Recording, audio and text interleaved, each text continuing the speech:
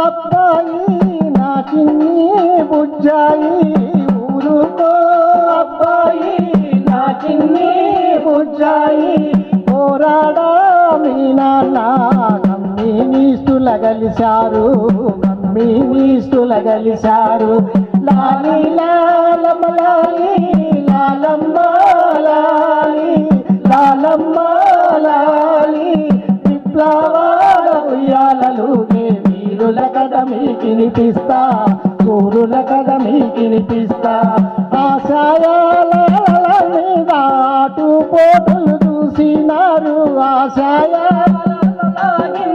ఆటుపోటులు చూసినారు ఆటుపోటుల ఆటలలో నా రాటుదేలిపోయినారు రాటుదేలిపోయినారు లాలి లాలమ్మ లాలి లాలమ్మ లాలి లాలమ్మ లాలి విప్లవాల ఉయ్యాలలుగే వీరుల కథ మీకినిపిస్తా సూరుల కథ మీకినిపిస్తా పెళ్ళ పెళ్ళమంటూ ఉరిమేటోళ్ళు బగబగమంటూ మండేటోళ్ళు పెళ్ళ పెళ్ళమంటూ ఉరిమేటోళ్ళు బగబగమంటూ మండేటోళ్ళు ఎరుపు రంగు దారులు వేసే ఎర్ర ఎర్రని బాట సారులు ఎర్ర ఎర్రని బాట సారులు లాలి లాలమ్మ లాలి లాలమ్మ లాలి లాలమ్మ లాలి విప్లవాల ఉయ్యాలలుగే వీరుల కథ మీకినిపిస్తా సూరుల కథ మీకినిపిస్తా బలిదానాలు ఎన్ని చేసిన భవిష్యత్తు రేపు మనదండి బలిదానాలు చేసిన భవిష్యత్తు రేపు మనదండి మార్కెస్తో అడుగులలో నా విప్లవాల వెలుగులు చూడు విప్లవాల వెలుగులు చూడు లాలి లాలమ్మ లాలి లాలమ్మ లాలి లాలమ్మ లాలి విప్లవాల ఉయ్యాలలుగే వీరుల కథ మీకినిపిస్తా సూరుల కథ మీకినిపిస్తా ఎర్రజెండ గుండెల్లోన ఒరిగిన వాళ్ళురా పోరాటాల జెండాని ముద్దాడిన వాళ్ళురా పోరాటాల జెండాని ముద్దాడిన వాళ్ళురా ఎర్రజెండ గుండెల్లోన ఒరిగిన వాళ్ళురా పోరాటాల జెండాని ముద్దాడిన వాళ్ళురా పోరాటాల జెండాని ముద్దాడిన వాళ్ళురా మార్కెస్ వీరులోయమ్మ పోరాటాల తీరులోయమ్మ ఎర్రజెండ గుండెల్లోన ఒరిగిన వాళ్ళురా పోరాటాల జెండాని ముద్దాడిన వాళ్ళురా పోరాటాల జెండాని ముద్దాడిన వాళ్ళురా రక్తంతో చక్రం తిప్పి జనపనారా మిల్లులు నడిపి జనపనారా మిల్లులు నడిపి జనపనారా మిల్లులు నడిపి జీవితాలతో ఆటలాడిన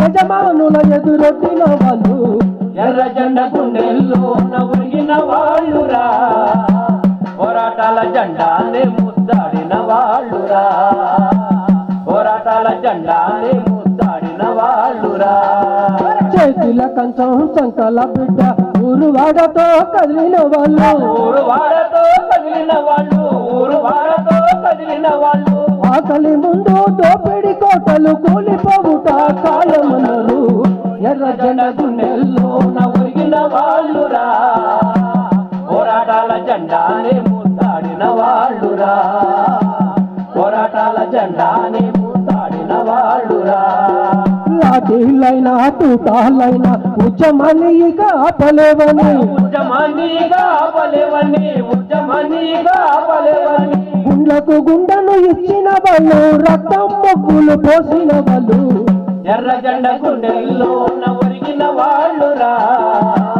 పోరాటాల జెండాని ముద్దాడిన వాళ్ళురా పోరాటాల జెండాని ముద్దాడిన వాళ్ళురా ఒకటై రెండై వందలు వేలై కాలే కడుపుల ఆకలి పోరై చీమల దండై ఉరికిన వాళ్ళు పాముల కోరలు పీకిన వాళ్ళు ఎర్రజెండ గుండెల్లోన ఒరిగిన వాళ్ళురా పోరాటాల జెండాని ముద్దాడిన వాళ్ళురా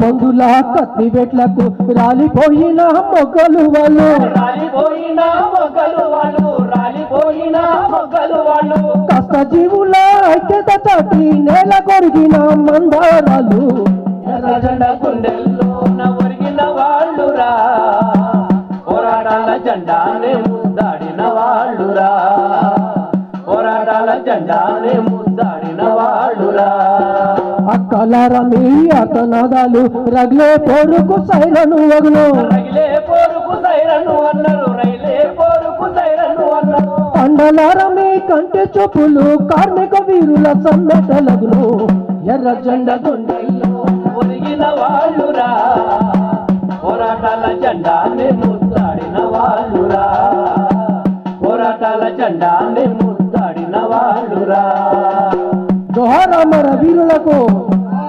అమరవీరులారా మీ ఆశయాలను జెండా పట్టి ఊరులారులోన సాగుతున్నట్టి ఓ వీరుల పేట దాడులు ఎన్ని వచ్చినా కాని జెండాని వదలని మా అన్నలారా పేట దాడులు ఎన్ని వచ్చినా కాని జెండాను వదలని మా అన్నలారా నడవండి పేదోళ్ళ రాజ్యమే ముందున్నది అరే ఉరకండి అందాల లోకమే మనకున్నది నడవండి పేదోళ్ళ రాజ్యమే ముందున్నది అరే ఉరకండి అందాల భవిష్యమే మనకున్నది పల్లె పల్లె తిరిగి పేదలందరితో మాట కలిసినారు మనసు గెలిచినారు మాట కలిపినారు మనసు గెలిచినారు మాట కలిపినారు మనసు గెలిచినారు పల్లె పల్లె తిరిగి పేదలందరితో మాట కలిసినారు మనసు గెలిచినారు మాట కలిపినారు మనసు గెలిచినారు మాట కలిపినారు మనసు గెలిచినారు పడుతున్న బాధల కారణాలు చెప్పి కూడగట్టినారు బాట చూపినారు కూడగట్టినారు బాట చూపినారు కూడగట్టినారు బాట చూపినారు పేదోళ్ళ గుండెల్ల కూడేసుకున్నారు పెట్టింది తిన్నారు పరమన్నమన్న నడవండి పేదోళ్ళ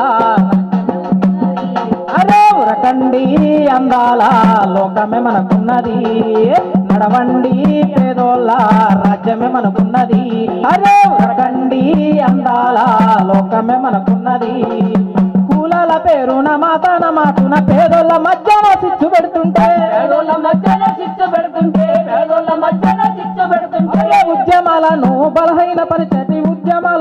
బలహీనపరిచటి దోచుకునేటోళ్ళ కుట్రని తెలిపి దోచుకునేటోళ్ళ కుట్రని తెలిపి దోచుకునేటోళ్ళ కుట్రని తెలిపి కులాల పేరున మాతన మాటున పేదోళ్ళ మధ్యన సిచ్చు పెడుతుంటే పేదోళ్ళ మధ్యన చిచ్చు పెడుతుంటే పేదోళ్ళ మధ్యన చిచ్చు పెడుతుంటే ఉద్యమాలను బలహీనపరిచటి దోచుకునేటోళ్ళ కుట్రను తెలిపి దోచుకునేటోళ్ళ కుట్రలు తెలిపి దోచుకునేటోళ్ళ కుట్రలు తెలిపి దండోర వేశారు దండన కట్టారు వర్గ పోరుల్లోన పేదల్ని కలిపారు నడవండి పేదోళ్ళ రాజ్యమే మనకున్నది ఆరవరకండి అందాల లోకమే మనకున్నది నడవండి పేదోళ్ళ రాజ్యమే ముందున్నది అలరలే ఉరకండి అందాల భవిష్యత్తు మనకున్నది అదే నడవండి పేదోళ్ళ రాజ్యమే ముందున్నది అరవరకండి అందాల లోకమే మనకున్నది నడవండి పేదోళ్ళ రాజ్యమే ముందున్నది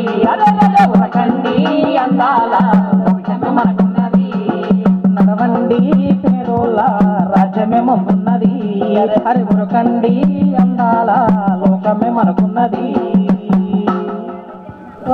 త్యాగబనులారా పాట పాటల యందు మిముదలతుమయ్యా ఓ అమరులార త్యాగదనులారా ఆట పాటల యందు మిముదలతుమయ్యా ఓ అమరులార త్యాగధనులారా ఆట పాటల యందు మిముదలతుమయ్యా ఓ అమరులార త్యాగదనులారా ఆట పాటల యందు మిముదలతుమయ్యా ఓ అమరులార త్యాగధనులారా ఆట పాటల యందు మిముదలతుమయ్యా అయ్యో కర్మగాచారంపు కారణము కాదంటూ కష్టాలు కడదెచ్చ కదిలి తీరయ్యా ఓ అమరులార త్యాగధనులారా ఆట పాటల యందు మిముదలతుమయ్యా అయ్యో ఓ అమరులార త్యాగతనులారా ఆట పాటల యందు మిముదలతుమయ్యా అమరులార త్యాగధనులారా ఆట పాటల యందు మిముదలతుమయ్యా అయ్యో కష్టపడ్డా గాని కట్టుబట్టలు లేని పస్తు బతుకులు మీరు గాంచి తీరయ్యా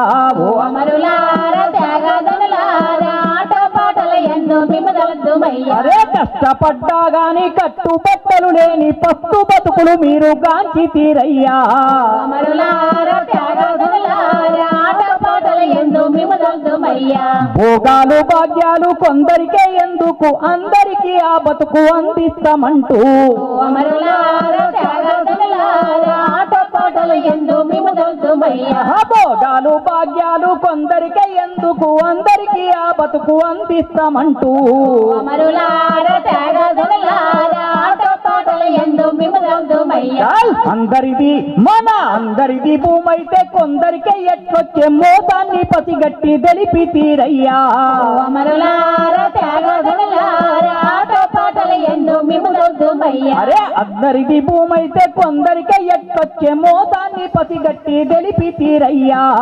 అమరులార త్యాగధనులార ఆటపాటల ఎందు మిమ్మదలద్దుమయ్యా అయ్యో మీరు నాటిన మొక్క సిపిఐఎం పార్టీ ఎల్ల వేళల మాకు కన్న తల్లవుతాది అమరులార త్యాగధనులార ఆటపాటల ఎందు మిమ్మదలద్దుమయ్యా మీరు నాటిన మొక్క సిపిఐఎం పార్టీ ఎల్ల వేళల మాకు కంటి పాపవుతాది అమరులార త్యాగధనులార ఆటపాటల ఎందు మిమ్మదలద్దుమయ్యా ఓ అమరులార త్యాగధనులార ఆటపాటల యందు మిముదలతుమయ్యా అమరులార త్యాగధనులార ఆటపాటల ఎందు మిమ్మదలద్దుమయ్యా ఓ అమరులారా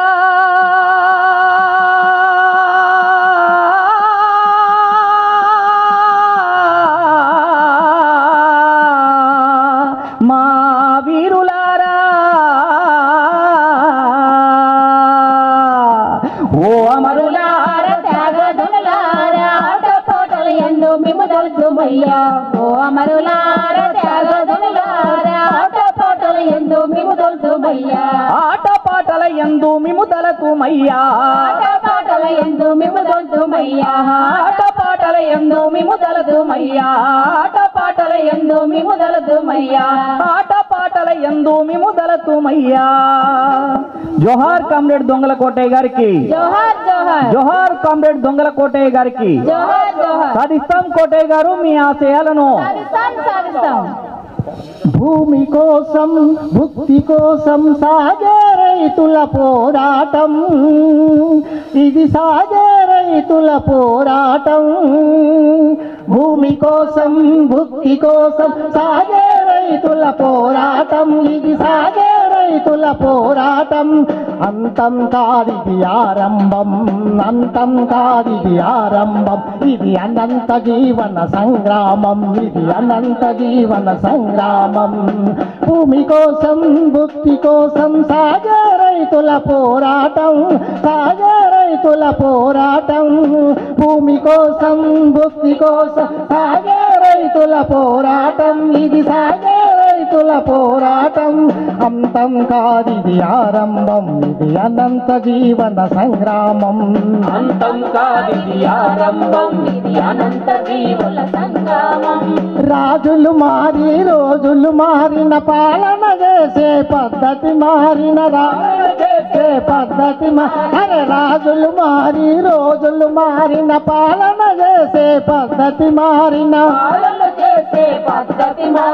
మారనిదొకటేరా అది పేదల బ్రతుకేరా అరే మారనిదొకటేరా అది పేదల బ్రతుకేరా భూమి కోసం భుక్తి కోసం సాగే రైతుల పోరాటం ఇది సాగే రైతుల పోరాటం అంతం కాదిది ఆరంభం ఇది అనంత జీవన సంగ్రామం అంతం కాదిది ఆరంభం ఇది అనంత జీవన సంగ్రామం సంపద పెంచే తీరులు మారి పంపకాలలో రీతులు మారిన సంపద రీతులు మారిన సంపకాలలో రీతులు మారని ఒకటేరా అది పేదల కలిమంటేరా అరే మారని ఒకటేరా అది పేదల కలిమంటేరా అరే భూమి కోసం భుక్తి కోసం సాగే రైతుల పోరాటం ఇది సాగే రైతుల పోరాటం అంతం కాదిది ఆరంభం ఇది అనంత జీవన సంగ్రామం అంతం కాదిది ఆరంభం ఇది అనంత జీవుల సంగ్రామం పేదల బాధలు రాజిన మంటలు రైతుల గుండెలు రగిలే జ్వాలలు రైతుల గుండెల రగిలే జ్వాలలు పేదల బాధలు రగిలిన మంటలు రైతుల గుండెలు రగిలే జ్వాలలు రైతుల గుండెల రగిలే జ్వాలలు లావా పొంగెను ప్రధానముల లావా పొంగెను దావానముల భూమి కోసం వృత్తి కోసం సాగే రైతుల పోరాటం ఇది సాగే రైతుల పోరాటం అంతం కాదిది ఆరంభం ఇది అనంత జీవన సంగ్రామం అంతం కాదిది ఆరంభం ఇది అనంత జీవన సంగ్రామం రైతుల గుండెలు రగిలే జ్వాలలు లావా పొంగెను దావానలమై రావా దావానలమై రైతుల గుండెలు రగిలే జ్వాలలు లావా పొంగెను దావానలమై పల్లె పల్లెను కుదిపివేయగా ధనికుల దోపిడి అంతం చేయగా పల్లె పల్లెను కుదిపివేయగా ధనికుల దోపిడి కొంత్రముని సాగెను రైతుల పోరాటం సాగెను రైతుల పోరాటం సాగెను రైతుల పోరాటం భూమి కోసం వృత్తి కోసం సాగే రైతుల పోరాటం సాగే రైతుల పోరాటం అంతం కాదిది ఆరంభం ఇది అనంత జీవన సంగ్రామం అంతం కాదిది ఆరంభం ఇది అనంత జీవన సంగ్రామం బిడ్డలరా వీరులారా సురులారా ఎర్ర జెండా బిడ్డలారా వీరులారా శూరులారా ఎర్ర జెండా బిడ్డలరా వీరులారా సురులారా ఎర్ర జెండా బిడ్డలారా సుత్తి కొడవలి సుక్కాలైతిరా మా వీరుల్లారా ఎర్ర జెండా మెరుపులైతిరా వీరులారా సురులారా ఎర్ర జెండా బిడ్డలారా వీరులారా సురులారా ఎర్ర జెండా బిడ్డలారా ఈ పొడవలి చుట్టాలైతిరా మా వీరులారా ఎర్ర జెండా మెరుపులైతిరా నాట్లు వేసి కలుపు తీసి పంట కోసే వేళల్లో పంట కోసే వేళల్లో పంట కోసే వేళల్లో నాట్లు వేసి కలుపు తీసి పంట కోసే వేళల్లో పంట కోసే వేళల్లో పంట కోసే వేళల్లో పనులల్లో పాఠాలైతిరా మా వీరుల్లారా సెరదిరే రాగామైతిరా వీరులారా శూరులారా ఎర్ర జెండా బిడ్డలారా వీరులారా శూరులారా ఎర్ర జెండా బిడ్డలారా జల్తి కొడవలి సుక్కాలైతిరా మా వీరుల్లారా ఎర్ర జెండా మెరుపులైతిరా సంటి పాపలాడుకుంటూ ఒడిలో చేరి నవ్వినప్పుడు ఒడిలో చేరిన వీణప్పుడు ఒడిలో చేరిన వీణప్పుడు ఇంటిలోని బిడ్డాలైతిరా మా వీరుల్లారా ముద్దు ముద్దు పేరులైతిరా వీరులారా శూరులారా ఎర్ర జెండా బిడ్డలారా వీరులారా శూరులారా ఎర్ర జెండా బిడ్డలారా సుత్తి పొడవలి సుక్కాలైతిరా మా వీరుల్లారా ఎర్ర జెండా బిందులైతిరా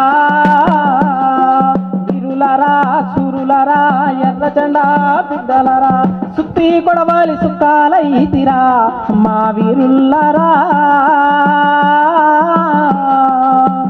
ఎర్ర జెండా బిడ్డలైతిరా. అలాగే ప్రీతమ కార్యదర్శి శ్రీనివాసరావు గారిని వేదిక మీద రావాల్సిందిగా కోరుచున్నాం స్టేజ్ మీద రావాల్సిందిగా కోరుచున్నాం. సిఐటి రాష్ట్ర నాయకులు అట్లాగే సిఐటి జిల్లా అధ్యక్షులు విష్ణు గారిని వేదిక మీద రావాల్సిందిగా కోరుచున్నాం.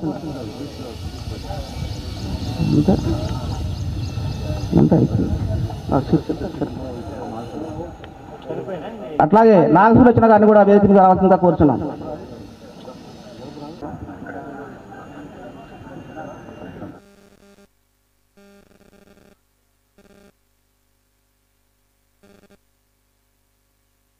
కృషి చేసిన దొంగల కోటయ్య గారు మరణించడం జరిగింది. కోటయ్య గారికి సంబంధించి ఆయన గారితో ఉన్న అనుబంధం, ఆయన గారు చేసిన ఉద్యమ కృషి సంబంధించి నాయకులు మాట్లాడతారు. దాదాపుగా గత 10 సంవత్సరాలుగా నేను కోటయ్య గారు రెగ్యులర్గా కలుసుకోవటం, మాట్లాడటం కూడా మా ఇద్దరి మధ్య ఆ బంధం ఉంది. ప్రధానంగా గత కార్పొరేషన్ ఎలక్షన్ అప్పుడు కూడా మన పార్టీ ఈ ఎన్నికల్లో సత్తా చాటాలని చెప్పేసి చాలా సందర్భాల్లో నాతో ప్రత్యేకంగా మాట్లాడేవాడు. ఆనాడున్న శ్రీకాంత్ అన్న నేను కూడా కోటయ్య గారితో మాట్లాడి ఈ ప్రాంతంలో కూడా పార్టీ గెలవడానికి తగిన ప్రణాళిక కూడా ఆ సందర్భంగా చేశాం. సాంకేతిక కారణాల వల్ల వేరే అభ్యర్థి గెలిచినప్పుడు కూడా నిరంతరం పార్టీ కార్యక్రమాల్లో, ఉద్యమాల్లో, ప్రధానంగా ఈ టేకులపల్లి ప్రాంతంలో కూడా రైతాంగంగా ఉన్న కుటుంబాలు, వీళ్ళతో రెగ్యులర్గా వాళ్ళ యొక్క ప్రజా సమస్యల మీద రోజువారీ కార్యక్రమాల్లో కూడా పాల్పంచుకున్నారు. వయసు మీద పడ్డప్పుడు కూడా కోటయ్య గారు గత 2 ఏళ్లుగా అంటే దాదాపుగా కానపురం హవేలీ పార్టీ ఆఫీసు కట్టినప్పుడు కూడా అక్కడే కూర్చొని పూర్తిగా హవేలీ కమిటీకి సంబంధించిన ఆర్థిక అవసరాలు కానివ్వండి, హవేలీ కమిటీకి ఏం కావాలన్నా కానీ చాలామందితో మాట్లాడి, దాతలతో మాట్లాడి కూడా ఆ బిల్డింగ్ నిర్మాణంలో పాల్పంచుకున్నారు. కోటయ్య గారు మాతో మాట్లాడే సందర్భాలు కానీ, కేడతో మాట్లాడే సందర్భంలో కానీ మనసులో ఏం పెట్టుకోకుండా సూటిగా మాట్లాడే వ్యక్తిగా ఉన్నారు. దాంతోపాటు ప్రజా ఉద్యమాల్లో మేము ముందుండి నడిపించడంలో ఆయన గారు సూచన సలహాలతో పాటు కొన్ని ప్రజా ఉద్యమాల్లో కూడా ఆయన పాల్పంచుకొని వాటిలో ఆ జైలు దాకా కూడా వెళ్ళొచ్చిన పరిస్థితి కూడా ఉంది. గతంలో కానపుర హవేలీ సంబంధించిన నాయకులు కానీ, అట్నే పార్టీ జిల్లా సెక్రటరీ నున్నా నాగేశ్వర గారు భూ పోరాటంలో కూడా ఉద్యమాల్లో చేసినప్పుడు ఆయన గారు ఆ సందర్భం కూడా జైలుకి వెళ్ళి కూడా రావడం జరిగింది. నిరంతరం ఈ ఏరియాలో పార్టీని విస్తరించడం కోసం, నగరంలో పార్టీ కూడా మరింత పెరగాలని చెప్పేసి తహలహలాడిన వాళ్ళు కోటయ్య గారు ముందున్నారు. వారికి ఈ సందర్భంగా ప్రత్యేకంగా నివాళులు తెలియజేస్తూ వేదిక మీద ఉన్న పెద్దలందరూ కూడా 1 నిమిషం పాటు ఆయన గారికి నివాళులు తెలపాల్సిందిగా కోరుతున్నాం.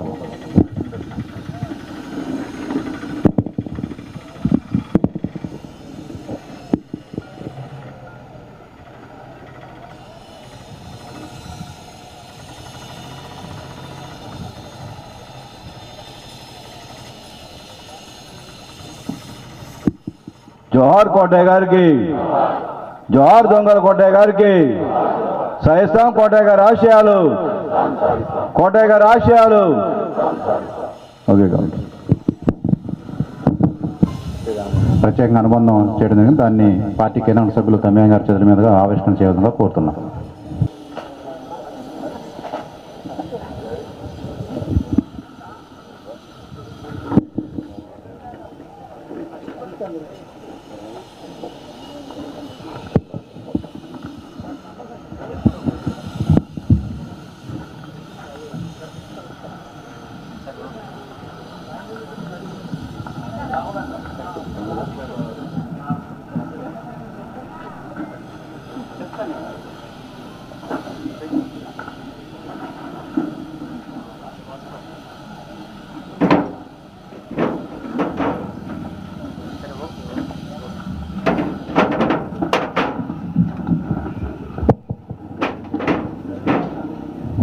ఈరోజు కోటయ్య గారి సంస్మరణ సభ జరుపుకోవటం అనేది దురదృష్టకరం.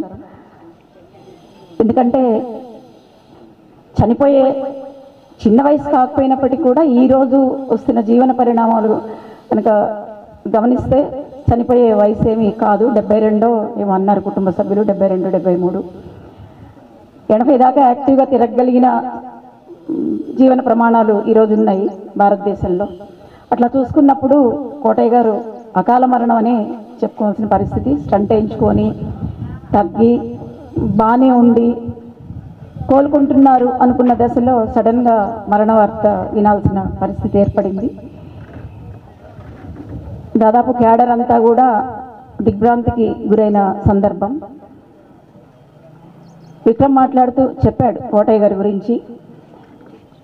కానాపురం హవేలీ అంటే నాకు తెలిసిన కానాపురం హవేలీ బహుశా సామినేని రామారావు గారు ముందు ఆనాడు ఖమ్మం డివిజన్ సెక్రటరీగా ఉన్నారు కాబట్టి పాత విషయాలు తెలిసేమో, చెబితే విన్నాయి తప్ప ఖానాపురం హవేలీ పార్టీ అంటేనే ఖానాపురం, టేకులపల్లి ఈ 2 గ్రామాలు, అట్లాగే యూపీహెచ్ కాలనీ, వేణుగోపాల్ నగరు ఈ ప్రాంతం వరకే. ఎక్కడైతే కార్మిక వర్గం ఉందో, ఎక్కడైతే మాస్ బేస్ ఉందో అక్కడ మాత్రమే మన పార్టీ పటిష్టంగా ఉండేది. ఆనాటి నుంచి ఈ రోజు వరకు కూడా గమనిస్తే మన లైన్ ఏదైతే ఉందో కార్మిక వర్గ పార్టీగా, ఆ ప్రాంతాలే మనకి గట్టి పాకెట్స్గా నిలబడిన పరిస్థితి మనం గమనించవచ్చు.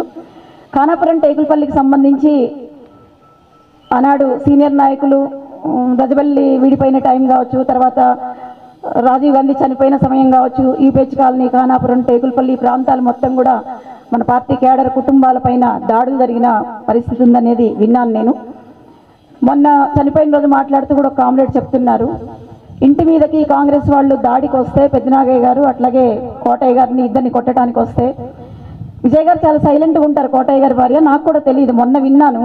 వాళ్ళ ఇంటికి చాలాసార్లు వెళ్ళాను కానీ ఈ విషయం ఎవరు నాతో పంచుకున్న పరిస్థితి లేదు, ఎప్పుడు వినలేదు. చాలా కామ్గా కోటయ్య గారు భోజనం పెట్టమంటే భోజనం, టిఫిన్ పెట్టమంటే టిఫిన్, ఏ చేయమంటే అది పార్టీ కార్యకర్తలకు చేసిన విజయ్ గారుగానే తెలుసు. కానీ ఆనాడు కోటయ్య గారిని పెద్దనాగయ్య గారిని కొట్టడానికి వచ్చినప్పుడు కారం పొట్లం పట్టుకొచ్చి ఇచ్చి ధైర్యం చెప్పి, అంటే మేము కూడా కారం పొట్లం పట్టుకుంటాం, మహిళలు కూడా మీరు భయపడొద్దు అని చెప్పి కోటయ్య గారు వెన్నంటి విజయ్ గారు కూడా నిలబడిన పరిస్థితి ఉందనేది ఈ మధ్య ఒక సీనియర్ కామ్రేడ్ మాట్లాడుతుంటే విన్నాను. అట్లా కుటుంబం మొత్తం కూడా పార్టీకి అంకితమైన కుటుంబం. ఖానాపురం టేకులపల్లి ప్రాంతం నేను సర్పంచ్గా గెలిచే కంటే ముందే అసలు గ్రామ పంచాయతీగా ఉన్నప్పుడు సిపిఎంగానే ఉండేది. ఆ తర్వాత అభివృద్ధి చెంది కాలనీస్ డెవలప్ అయిన తర్వాత దాదాపు 20 సంవత్సరాలు మున్సిపాలిటీలో కలపాలా వద్దా, విడిగా ఉంచాలా అనేది 20 సంవత్సరాలు కోర్టులోనే ఉండింది.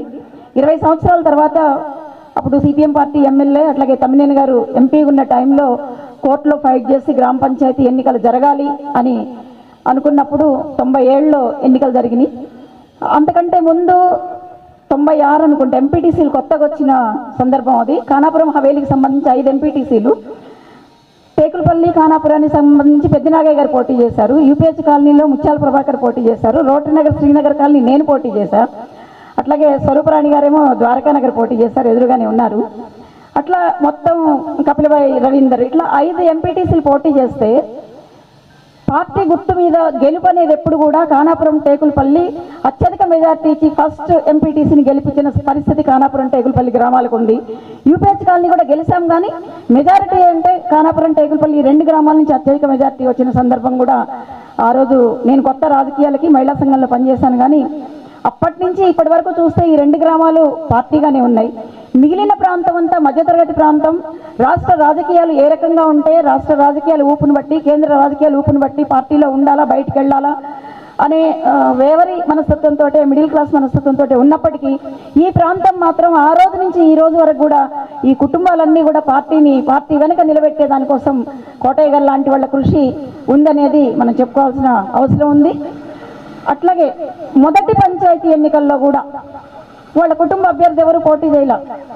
ఎస్సీ రిజర్వేషన్ వస్తే ఖానాపురం నుంచి దారా వెంకయ్య గారు పోటీ చేస్తారు, అట్లాగే 2వ నెంబర్ నుంచి ఆ రోజు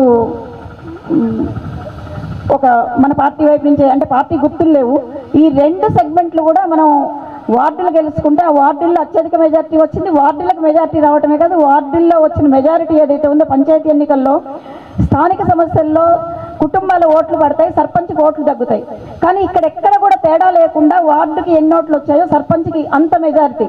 అంటే మొదటిసారి సర్పంచ్ గెలుపులో ఈ 2 వార్డులకు సంబంధించి అత్యధిక మెజార్టీని ఇచ్చిన పరిస్థితి కూడా మనం గమనించవచ్చు. ఎందుకంటే అవతల కాంగ్రెస్ వైపు నుంచి ఈ గ్రామానికి సంబంధించిన ఒక రామనారాయణ గారు సర్పంచ్గా పోటీ చేస్తే బంధువులను కూడా చూసుకోకుండా ఖచ్చితంగా పార్టీ అభ్యర్థి సర్పంచ్ని గెలిపించుకోవాలి అనే దీంతో అంత నిబద్ధతతోటి మనకే పార్టీకే ఓటేసిన పరిస్థితి మనం గమనించవచ్చు. అట్లాగే కోటయ్య గారు పార్టీలో చూడటానికి సాధారణ కార్యకర్త, కానీ చాలామంది నాయకుల్లాగే ఆయన కూడా పార్టీ అంటే ఎనలేని ప్రేమ. శాఖ సమావేశాలు ఇప్పుడు కూడా వాళ్ళ ఇంట్లోనే జరిగాయి.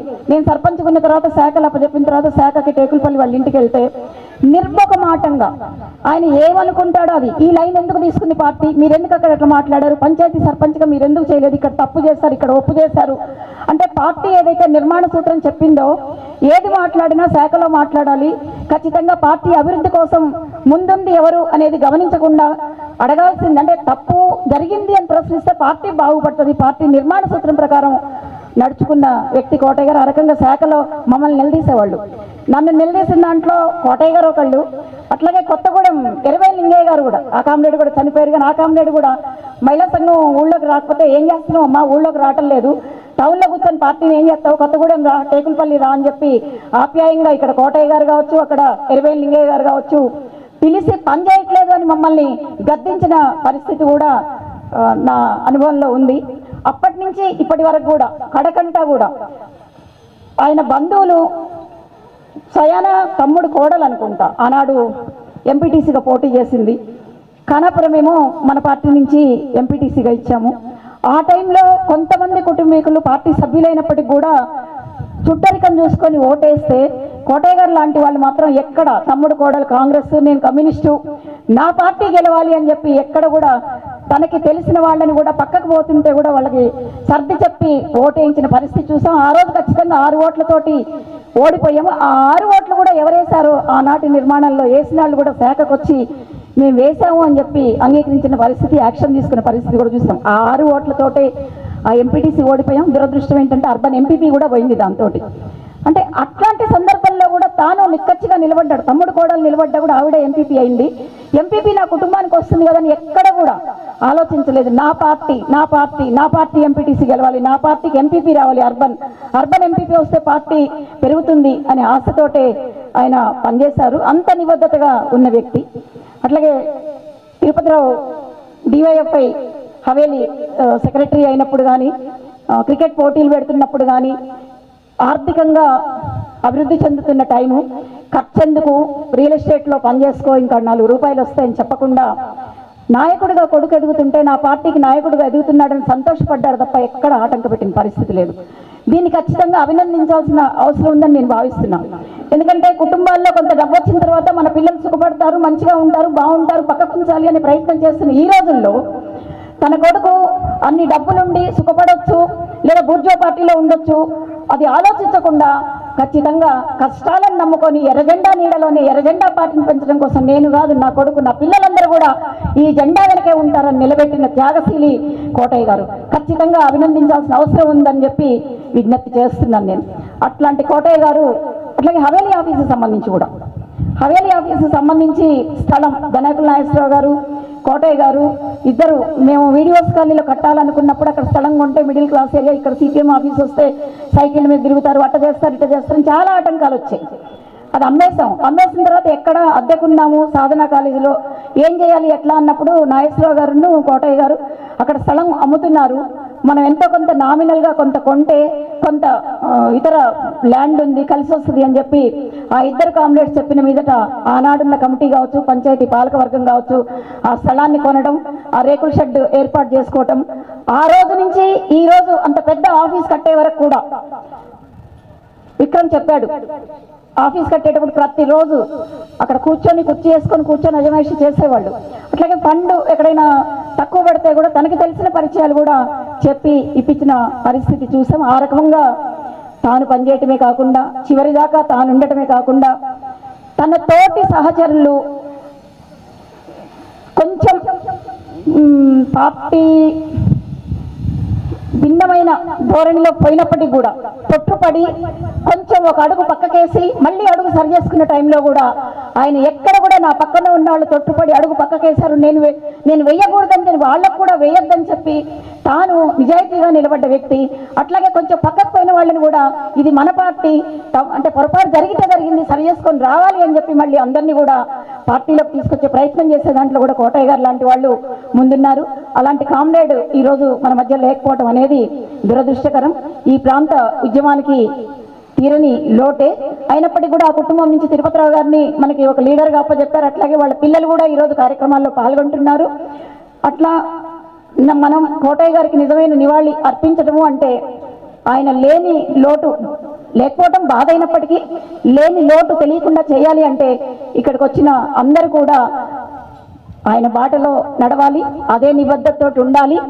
ఈరోజు వస్తున్న బీజేపీ వ్యతిరేకంగా పోరాటం చేయాలంటే, బీజేపీ చేస్తున్న దాడుల్లో మన పార్టీని నిలబెట్టుకోవాలంటే గతం కంటే రెట్టింపు ఉత్సాహంతో మనం పనిచేయాల్సిన అవసరం ఉందని తెలియజేస్తూ, ఆ రకంగా కడదాకా పనిచేస్తానని చెప్తూ, మనందరం కూడా కోటయ్య గారికి నివాళులు అర్పించడం అంటే ఆయన బాటలో నడవటం, ఆయన ఆశయాన్ని ముందు తీసుకెళ్ళటం, ఆ జెండాని చివరికంటా దించకుండా పట్టుకొని ఉండడమే కాదు, ఏ నిర్బంధమైనా, ఏ కష్టమైనా, ఏ నష్టమైనా ఎదుర్కొని మేము నిలబడతామని చెప్పి పార్టీలో పనిచేయటమే కోటయ్య గారికి నిజమైన నివాళి అని తెలియజేస్తూ, ముందుగా ఈ అవకాశం ఇచ్చినందుకు ధన్యవాదాలు తెలియజేస్తూ సెలవు మిత్రులు. వేదికపై ఉన్న పెద్దలు, ఇక్కడ హాజరైన మిత్రులందరికీ నమస్కారం.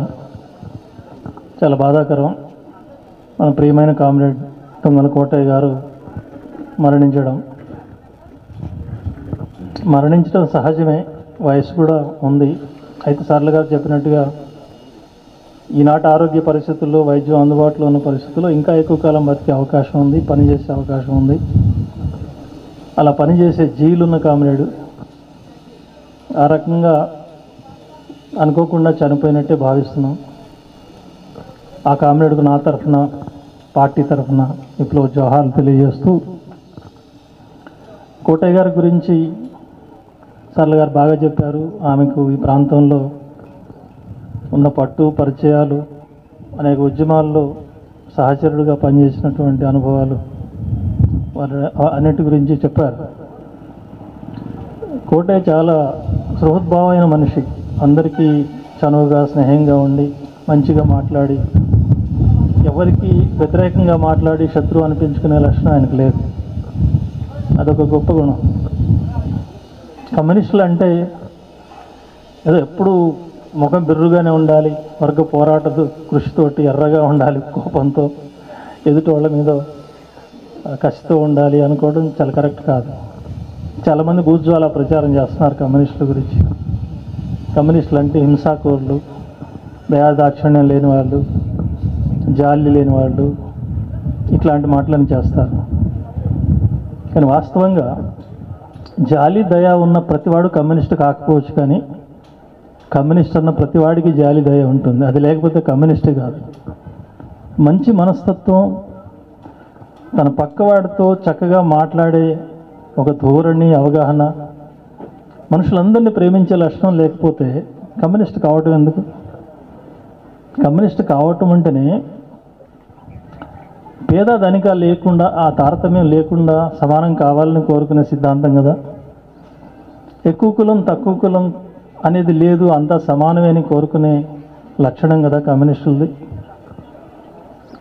మతం కూడా ఇన్ని మతాలు, ఎన్ని రకాల విశ్వాసాలు ఉన్నా ఏ మతాన్ని పరమత ద్వేషం ఉండకూడదు, మతోన్మాదం అంతకంటే ఉండకూడదని చెప్పే దృఢమైన సిద్ధాంతం కదా కమ్యూనిస్టులది. అట్లాంటి వాళ్ళకు వేరే వాళ్ళ మీద కోపం ఎందుకు ఉంటుంది? కోపం వ్యవస్థ మీద ఉంటుంది, ద్వేషం వ్యవస్థ మీద ఉంటుంది. అంటే మనం ఏ లక్ష్యం అయితే నిర్ణయించుకున్నామో, అందరూ సమానంగా ఉండాలి, అందరికీ అవకాశాలు ఉండాలని కోరుకున్నామో, ఆ సమానత్వానికి ఆటంకం వచ్చే పెట్టుబడిదారి లక్షణాన్ని వ్యతిరేకిస్తున్నాం, ఆ పెట్టుబడిదారి వ్యవస్థను వ్యతిరేకిస్తున్నాం, ఆ పెట్టుబడిదారి శక్తుల తరఫున దోపిడీ చేసే శక్తులను వ్యతిరేకిస్తున్నాం. వాళ్ళ మీద కసి, వాళ్ళ మీద కోపం తప్ప రాజకీయ విమర్శ అయినా, సైద్ధాంతిక విమర్శ అయినా అవి తప్ప వ్యక్తిగతమైనవి లేవు. అట్లాంటి సృహద్భావపూరిత వాతావరణం సహజంగా ఉండాల్సిన లక్షణం మానవుడికి అది ఉండాలి. అట్లాంటి లక్షణాలు అనేక ఉన్న కామ్రేడు కోటయ్య గారు. దాంతోపాటు రెండో ముఖ్యమైన లక్షణం చివరంట నిబద్ధతగా నిలబడడం. ఇవాళ రేపు రాజకీయాలు ఎట్లున్నాయో మనం చూస్తున్నాం. ఉదయం ఒక జెండా, సాయంత్రం ఒక జెండా, పొద్దున్నే ఒక జెండా, డబ్బులు వస్తే ఒక జెండా, పదవి వస్తే ఒక జెండా, ఇట్లా మార్చేటువంటి రంగుల రాట్నం నడుస్తుంది ఇవాళ. కానీ ఇట్లాంటి నికృష్టమైన రాజకీయాల్లో కూడా నిబద్ధతగా నిలబడి, కొండంత ఎత్తుగా నిలబడే వాళ్ళు కమ్యూనిస్టులు.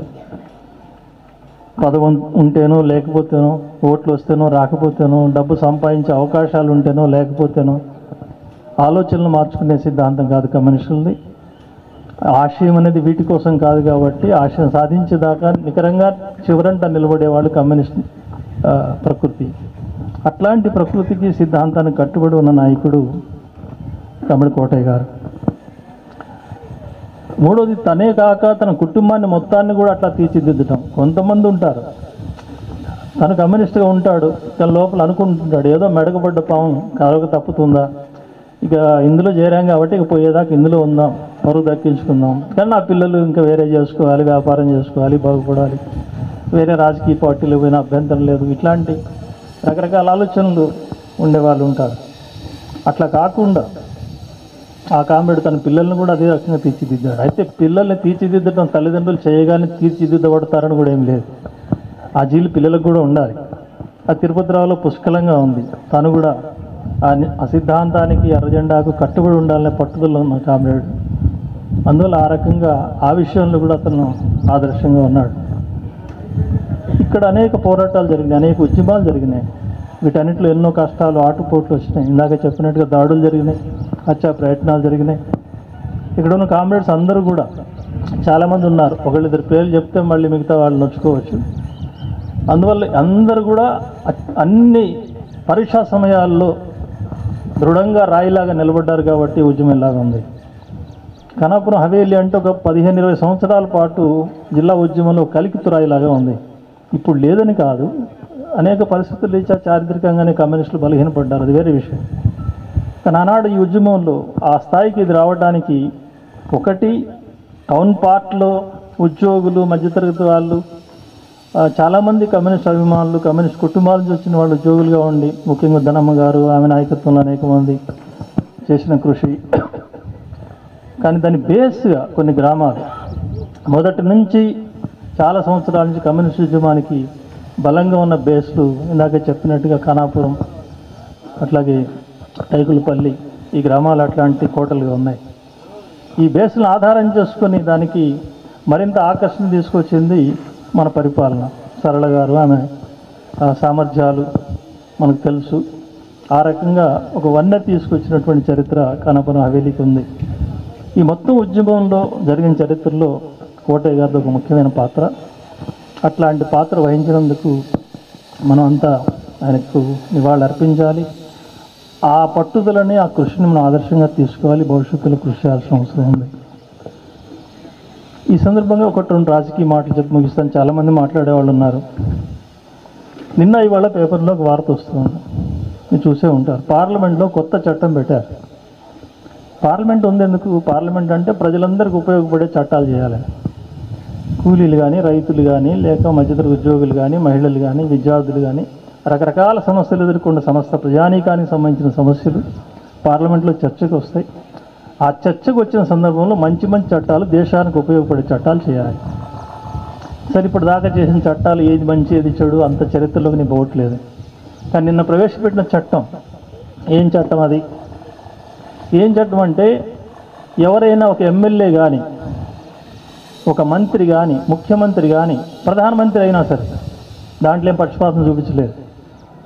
ఎమ్మెల్యే అయినా, మంత్రి అయినా, ముఖ్యమంత్రి అయినా, ప్రధానమంత్రి అయినా, ఎవరైనా సరే కోర్టులో కానీ కేసు వేయబడితే ఆయన మీద, ఆ కేసు కూడా ఎట్లాంటిది, ఒక 5 సంవత్సరాలు అంటే విచారణ చేసి నేరం రుజువైతే 5 సంవత్సరాలు శిక్ష పడే అవకాశం ఉన్న సెక్షన్లు ఉంటే,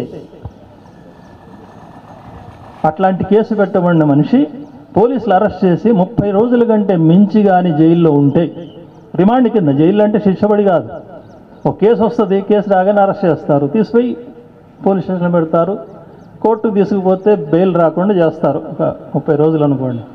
30 రోజులు కానీ బెయిల్ లేకుండా ఉంటే అతన్ని ఆ పదవుల నుంచి తీసేయచ్చు. ఇది చట్టం. ఇది చూస్తే మనకు మామూలుగా ఏమనిపిస్తోంది? సాధారణ మనుషులైతే అబ్బా భలే చట్టం తీసుకొచ్చారు, ఈ నేరస్తులు, మర్డర్లు చేసేవాళ్ళు, రేపులు చేసేవాళ్ళు, దొంగతనాలు చేసేవాళ్ళు, రాజకీయ నాయకులు కూడా తయారవుతున్నారు, మళ్ళీ వాళ్ళ డబ్బులు పెట్టి ఎమ్మెల్యేలు అవుతున్నారు, ముఖ్యమంత్రులు అవుతున్నారు, వాళ్ళని తీసేయడానికి చట్టం వచ్చింది, బాగుంది అనుకుంటారు. ఇట్లా సామాన్య జనం బాగుందనుకోవడానికే ఆ నేరం గురించి మాట్లాడుతున్నారు దాంట్లో, ఆ చట్టంలో. వాళ్ళ ఉద్దేశం నేరం చేసిన వాళ్ళని తీసేయాలని కాదు.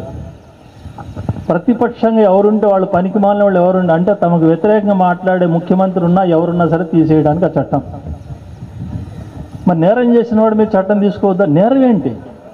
ఇప్పుడు ఎన్ని కేసులు జరుగుతున్నాయి. ఈ కేసుల్లో ఇప్పుడు ఇక్కడ ఇందాక చెప్పారు చాలా ఘర్షణలు జరిగినాయి ఇక్కడ అని. ఈ ఘర్షణ అందరు కర్ర పట్టుకొని పొడిచిన వాళ్ళే పెట్టారు కేసుల్లో. పొడవక్కర్లే, కొట్టక్కర్లే, సాక్ష్యం ఉండక్కర్లే. అవతల పార్టీ వాడు మంత్రి గారు పిలిచి పలానోడు కేసు పెట్టాల్సిందే, సిపిఎం నాయకులు మీద కేసు పెట్టాలి, ఈ నున్న నాగేశ్వరరావు సెక్రటరీ బాగా పనిచేస్తానని నేను తీసుకుని బొక్కలు వేయాలి అన్నాడు అనుకోండి, కేసు పెట్టేస్తాడు. తర్వాత రుజువు కావడం రుజువు కాకపోవడం అనేది కోర్టులో ట్రయల్ నడిచినప్పుడు సాక్ష్యాలు వచ్చినప్పుడు సంగతి. కేసు పెట్టేస్తారు, ఏ కేసు అయినా పెట్టచ్చు. పెట్టిన తర్వాత పోలీసుని అరెస్ట్ చేయమంటారు, అరెస్ట్ చేస్తారు. కోర్టును బెయిల్ ఇవ్వద్దు అంటారు, బెయిల్ కూడా ఇచ్చే పరిస్థితి లేదు. కోర్టులు కూడా ఇన్ఫ్లుయెన్స్ అవుతున్నాయి. ఇవాళ చాలా తీర్పులు ఎట్లా వస్తున్నాయో బీజేపీ అనుకూల తీర్పులు మనం చూస్తున్నాం. కాబట్టి ఇది స్పష్టంగా ప్రజాస్వామ్యాన్ని ఖూనీ చేసేటువంటి ఒక చర్య. ప్రజాస్వామ్యబద్ధంగా ఎన్నికైన మనుషుల్ని ఇంకొక దారి లేక దొంగదారిలో తొండి చేసి వాళ్ళని పదవిలోంచి ఓడబీకేదానికి అధికార పక్షం, ముఖ్యంగా బీజేపీ పక్షం చేస్తున్న కుట్ర ఇది. దీన్ని మనం అర్థం చేసుకోవాలి. నిన్న మూడు దాకా ఏం చర్చ జరిగింది? బీహార్లో ఓటు హక్కు ఉన్న వాళ్ళని 65 లక్షల మంది తీసేశారు. 65 లక్షల మందిని ఒక్కొక్క నియోజకవర్గంలో, అసెంబ్లీ నియోజకవర్గంలో 25 నుంచి 30 వేల మధ్య ప్రతి నియోజకవర్గంలో ఓటు తీసేశారు. ఒక అసెంబ్లీ నియోజకవర్గంలో 25,000 ఓటు తీసేసిన తర్వాత ఇంకా గెలిచేది అట్లా ఎవరైనా ప్రతిపక్షం వాడు? దాంట్లో ఏరియాలు తీసేశారు, ముస్లింలు తీసేశారు, క్రిస్టియన్లు తీసేశారు, బీజేపీ అంటే ప్రతిపక్ష పార్టీలు వాళ్ళు అనుకున్న వాళ్ళని తీసేశారు. ఆ ఓటర్ లిస్ట్ వెలువడిన మరుసటి రోజే ఆర్జేడీ పక్ష నాయకుడు అయిన తేజస్వి యాదవ్ ఒక ప్రకటన చేశాడు, నా ఓటే లేదు దాంట్లో. ఆయన అంతకుముందు ముఖ్యమంత్రి పనిచేశాడు, అక్కడ ఉప ముఖ్యమంత్రి పనిచేశాడు, ఎంపీగా ఎన్నికయ్యాడు, ఒకసారి ఎమ్మెల్యేగా ఎన్నికయ్యాడు, ఆయన ఓటు లేదు. సరే తర్వాత చేర్చారు, ఉంది అని ఎలక్షన్ కమిషన్ ప్రకటించారు. అట్లాంటి ప్రముఖులు చేర్చవచ్చు. కానీ ఎంతమంది ఉన్నారు? చచ్చిపోయిన వాళ్ళు 65 లక్షల మంది తీసేసిన వాళ్ళు, చచ్చిపోయిన వాళ్ళు ఎంతమందో వాళ్ళ పేర్లు ప్రకటించండి అని అడుగుతున్నారు. ఇప్పుడు ఎలక్షన్ కమిషన్ భయపడుతోంది. ఎందుకంటే చచ్చిపోయారని ప్రకటిస్తే వాళ్ళని తీసుకొచ్చి రేపు రోడ్డు మీద నిలబెడతాడు రాహుల్ గాంధీ లేకపోతే సిపిఎం నాయకులు. ఏం సమాధానం చెప్తారు? అప్పుడు చచ్చిపోయిన వాడు ఎట్లా వచ్చాడంటే ఏం చెప్తారు?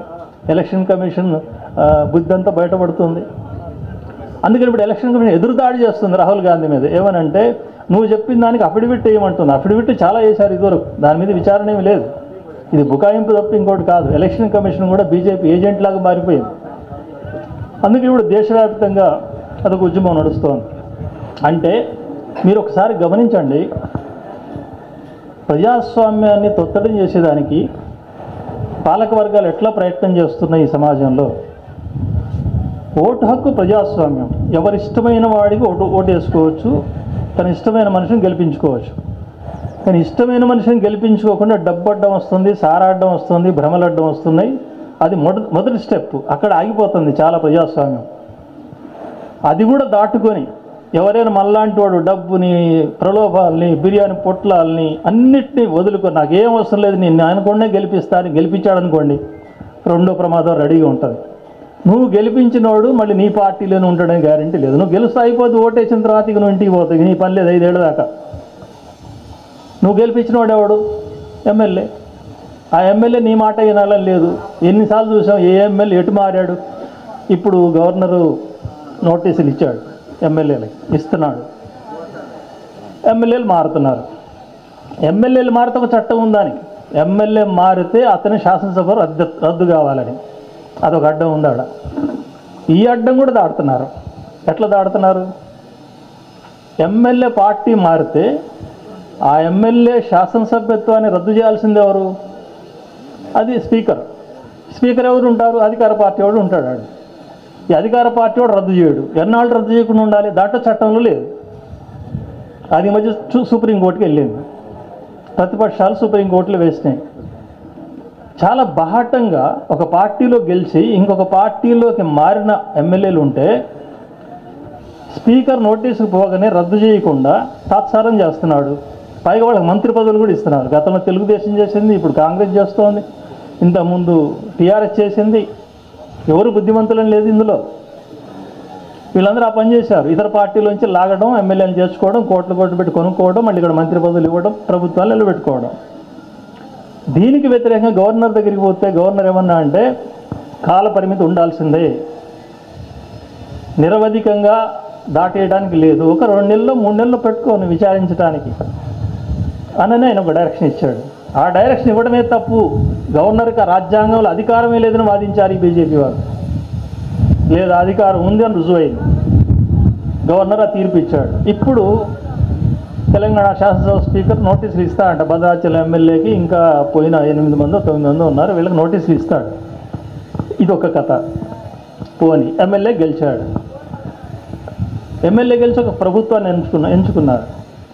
ఎంచుకున్న తర్వాత ఈ ప్రభుత్వంలో మంచి చెడు అవకతవకలు ఏ జరుగుతాయి. ఇంకొక ఆయుధం, 4వ ఆయుధం వస్తుంది. 4వ ఆయుధం ఏంటంటే ED, enforcement directorate, CBI. CBI అంటే క్రిమినల్ నేరాలు విచారించే సంస్థ. ఎన్ఫోర్స్మెంట్ డైరెక్టరేట్ అంటే ఆర్థిక నేరాలు విచారించే సంస్థ. ఈ ఎమ్మెల్యే ఈ ముఖ్యమంత్రి ఆర్థిక నేరాలు చేశాడు అని చెప్పి కేసులు వేస్తున్నారు, లోపల పడేస్తున్నారు. ఇదివరకు మాయావతిని చేశారు, లల్లు ప్రసాద్ని చేశారు, లేకపోతే తమిళనాడులో కొంతమంది చేశారు. అంటే ప్రతిపక్ష రాష్ట్రాల్లో ఉన్న వాళ్ళని ఈడీ, ఎన్ఫోర్స్మెంట్ డైరెక్టరేట్, సిబిఐ కేసులు పెట్టి వాళ్ళు వేధించడం. వాళ్ళు తట్టుకోలేరు కదా. ఈ బుజ్వా పార్టీ నాయకులు ఈ పార్టీలో ఆ పార్టీలో ఏదో అక్రమాలు ఉంటాయి, బొక్కలు ఉంటాయి. అందుకని తట్టుకోలేకపోయి బీజేపీ కాళ్ళమే పడతారు. పడ్డప్పుడు తెల్లారిపాటికి ఈడీ ఉపసంహరణ అయిపోద్ది, సిబిఐ ఉపసంహరణ అయిపోద్ది, వాడు కడిగిన పువ్వులాగా అయిపోతాడు. అందుకే ఈ మధ్య ప్రతిపక్ష నాయకులకు పేరు పెట్టారు బీజేపీ ప్రాసెస్, నిర్మా నిర్మా నిర్మా అని. నిర్మా అంటే సోప్, అది వాషింగ్ సోప్. అంటే ప్రతిపక్షంలో ఉంటే వాడు మురికి ఉంటుంది, వాడు ప్రతిపక్షం నుంచి బీజేపీలోకి పోగానే నిర్మాతో సాఫ్ అయిపోతాడు. ఇంకా వాడి కేసు ఉండదు, ఈడీ ఉండదు, ఏముండదు, వాడు మంచిగా ఉంటాడు. ఇది 4వ దెబ్బ. ఈ దెబ్బ కూడా తట్టుకొని లాలూ ప్రసాద్ నిలబడ్డాడు. పెట్టుకుంటే పెట్టుకో కేసు, నేను జైలుకు పోదు తప్ప నీకు మాత్రం లొంగనన్నాడు అని గట్టివాడే. ఇప్పుడేం చేస్తున్నారు, ఇట్లాంటి వాళ్ళు లొంగకపోతే ఇక 5వ దెబ్బ వేస్తున్నారు ఇప్పుడు కొత్తగా. ఇప్పుడు 5వ దెబ్బ ఒకటి ఉంది. ఇప్పుడు ఈ బీహార్లో ఎన్నికలే ఓటే లేకుండా చేయడం, ఇది 5వది. 6వ దెబ్బ ఇప్పుడు ఈ చట్టం. అంతకంటే మొండోడు ఉంటే ఎన్నికల ఓటు తీసేశారు 65 లక్షలు. తీసేసినా సరే, తీసేసిన కోపం కానీ లేకపోతే ప్రజాస్వామ్యం పోతుందని కానీ జనంలో తిరగబడి ఒకవేళ రేపు ప్రతిపక్షాలను ఎన్నుకుంటే జరిగేది ఏంటంటే ఈలోపు ఈ చట్టం వస్తుంది. ఈ చట్టం వచ్చి ఏముంటుంది, ఆ బీహార్లో ఎన్నికయ్యే ముఖ్యమంత్రి లేకపోతే ఎమ్మెల్యేలు వీళ్ళు ఉంటారు, నీ మీద కేసు పెడతాం, 30 రోజులు జైల్లో వేస్తాం. వేసిన తర్వాత ఈ చట్టం ప్రకారం నువ్వు అనర్హుడు అవుతావు. అనర్హుడు అయ్యేదానికంటే నువ్వు బీజేపీలో చేరు, హాయిగా ముఖ్యమంత్రి ఎలుకో అంటాడు. అంటే ప్రజాస్వామ్యం యొక్క తీరుతెన్నులు ఇది. చివరిగా చెప్పే మాట ఏంటంటే, ఇది మోడీ బుర్రలో పుట్టిన ఆలోచన, అమిత్ షా చేస్తున్న కుట్రో, లేక ఏ సుప్రీంకోర్టు ఏ చట్టమో చేస్తున్న గారడీ అనుకుంటే పొరపాటు. ఈ పెట్టుబడిదారు సమాజం యొక్క లక్షణమే ఇది. ఇవాళ నేను చెప్పేది కాదు, 160 సంవత్సరాల కింద మహనీయుడు కార్ల్ మార్క్స్ చెప్పాడు. ఏమనంటే, పెట్టుబడిదారు సమాజం ప్రజాస్వామ్యాన్ని, ఓటు హక్కుని, పార్లమెంటుని, చట్టాన్ని, కోర్టుని తన ప్రయోజనాలకు, కార్పొరేట్ శక్తుల లాభాలకు ఉపయోగపడినంత కాలమే ఉపయోగించుకుంటుంది, ప్రజాస్వామ్యంగా గొప్పగా చెప్పుకుంటుంది. దానికి అడ్డం వస్తుంది ఈ వ్యవస్థలు పనికిరావు నాకు అనుకున్న మరుక్షణం వాటన్నిటిని రద్దు చేసుకుంటూ పోతుంది. చివరి ఆఖరి మిగిలేది మిలిటరీ నియంతృత్వమే అనేది ఆయన చెప్పిన మాట. అది ఇవాళ అమలు జరుగుతున్న తీరు. ఇక్కడే కాదు, ప్రతి దేశంలో అమలు జరుగుతున్న తీరు అది. ఈ ప్రజాస్వామ్య హననాన్ని, ఈ ద్రోహాన్ని మనం అర్థం చేసుకోవాల్సిన అవసరం ఉంది. ప్రజల్లో ఎండగట్టాల్సిన అవసరం ఉంది. అట్లా ఎండగట్టగలిగే దమ్ము, శక్తి ఉన్నవాళ్ళు కమ్యూనిస్టులు. వాళ్ళు ఎంత ఉన్నారు, మిరపకాయ ఎంత ఉన్నారా, పొడుగున్నారా ఎంతని కాదు. ఇవాళ పార్టీలు ఎంతమంది ఉన్నా, పెద్ద పార్టీలు ఉన్నా, చిన్న పార్టీలు ఉన్నా, ఈ విధానాన్ని అర్థం చేసుకొని కరెక్ట్గా నేరస్తుల్ని భూమిలో నిలబట్టగలిగిన సైద్ధాంతిక స్పష్టత అది కమ్యూనిస్టులకే ఉంది. దురదృష్టవశాత్తు కమ్యూనిస్టుల అవసరం వాళ్ళు చాలా ఎక్కువగా ఉంది దేశానికి. కానీ ఇంకా దురదృష్టవశాత్తు కమ్యూనిస్టుల శక్తి చాలా బలహీనంగా ఉంది. ఇవాళ ఈ వైరుధ్యాన్ని అధిగమించాల్సిన అవసరం ఉంది. మనం ప్రజల్లో ఆ చైతన్యాన్ని తీసుకురావాల్సిన అవసరం ఉంది. ఈ సందర్భంగా కమ్రేడ్ కోటయ్య గారి ఆశయాలను ముందుకు తీసుకుపోయే దానికోసం మనందరం కృషి చేద్దామని మీకు అంత తెలియజేస్తూ, కమ్రేడ్ కోటయ్యకు నా తరఫున విప్లవ జోహాలు తెలియజేస్తూ, వారి కుటుంబానికి సంతాప సానుభూతి తెలియజేస్తూ సెలవు పెద్దలారా, నమస్కారం. తమ్మయ్య గారికి ధన్యవాదాలు. బీఆర్ఎస్ కార్యక్రమం ఆ సందర్భంలో కూడా టౌన్లో పార్టీ పెరుగుదల, ప్రధానంగా రాబోయే మున్సిపల్ ఎలక్షన్ సంబంధించి కూడా మాతో మాట్లాడారు. ఆ సందర్భంగా నున్నా గారు కోటయ్య గారు కూడా దాదాపుగా 1.5-2 గంటల సేపు మేము అక్కడ కూర్చొని ఆయన గారు ఉన్నప్పుడు పరిపాలన కానపురం హైవేలో ఎట్ట జరిగింది పార్టీగా, తాను చేసిన ఉద్యమాల చరిత్ర, తనతో పాటు కష్టపడ్డ కార్యకర్తలు, ఇవన్నీ కూడా ఆ సందర్భంగా చాలా విషయాలు ప్రస్తావించారు. ఇప్పుడు మన పార్టీ జిల్లా కార్యదర్శి నున్నా నాగేశ్వర గారు ఆయన గారితో మాట్లాడిన సందర్భంలో కూడా మేము 3-4 సార్లు మాట్లాడినప్పుడు కూడా నున్నా గారు చాలా విషయాలు ముగ్గురం కూడా మాట్లాడుకోవడం జరిగింది. వాటన్నిటి కూడా మేము ముందు నున్నా నాగేశ్వర గారు వివరిస్తారు.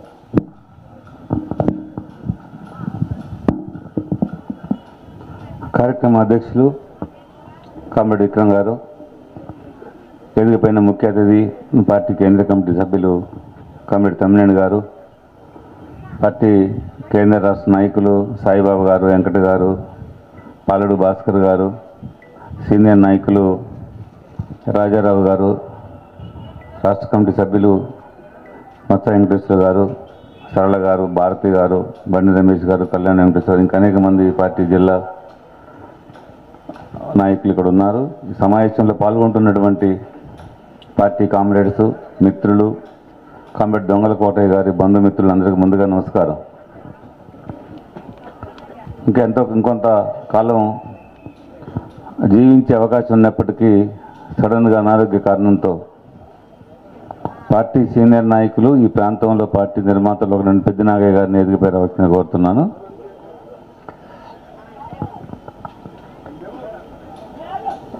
కోటయ్య గారి ఆరోగ్యం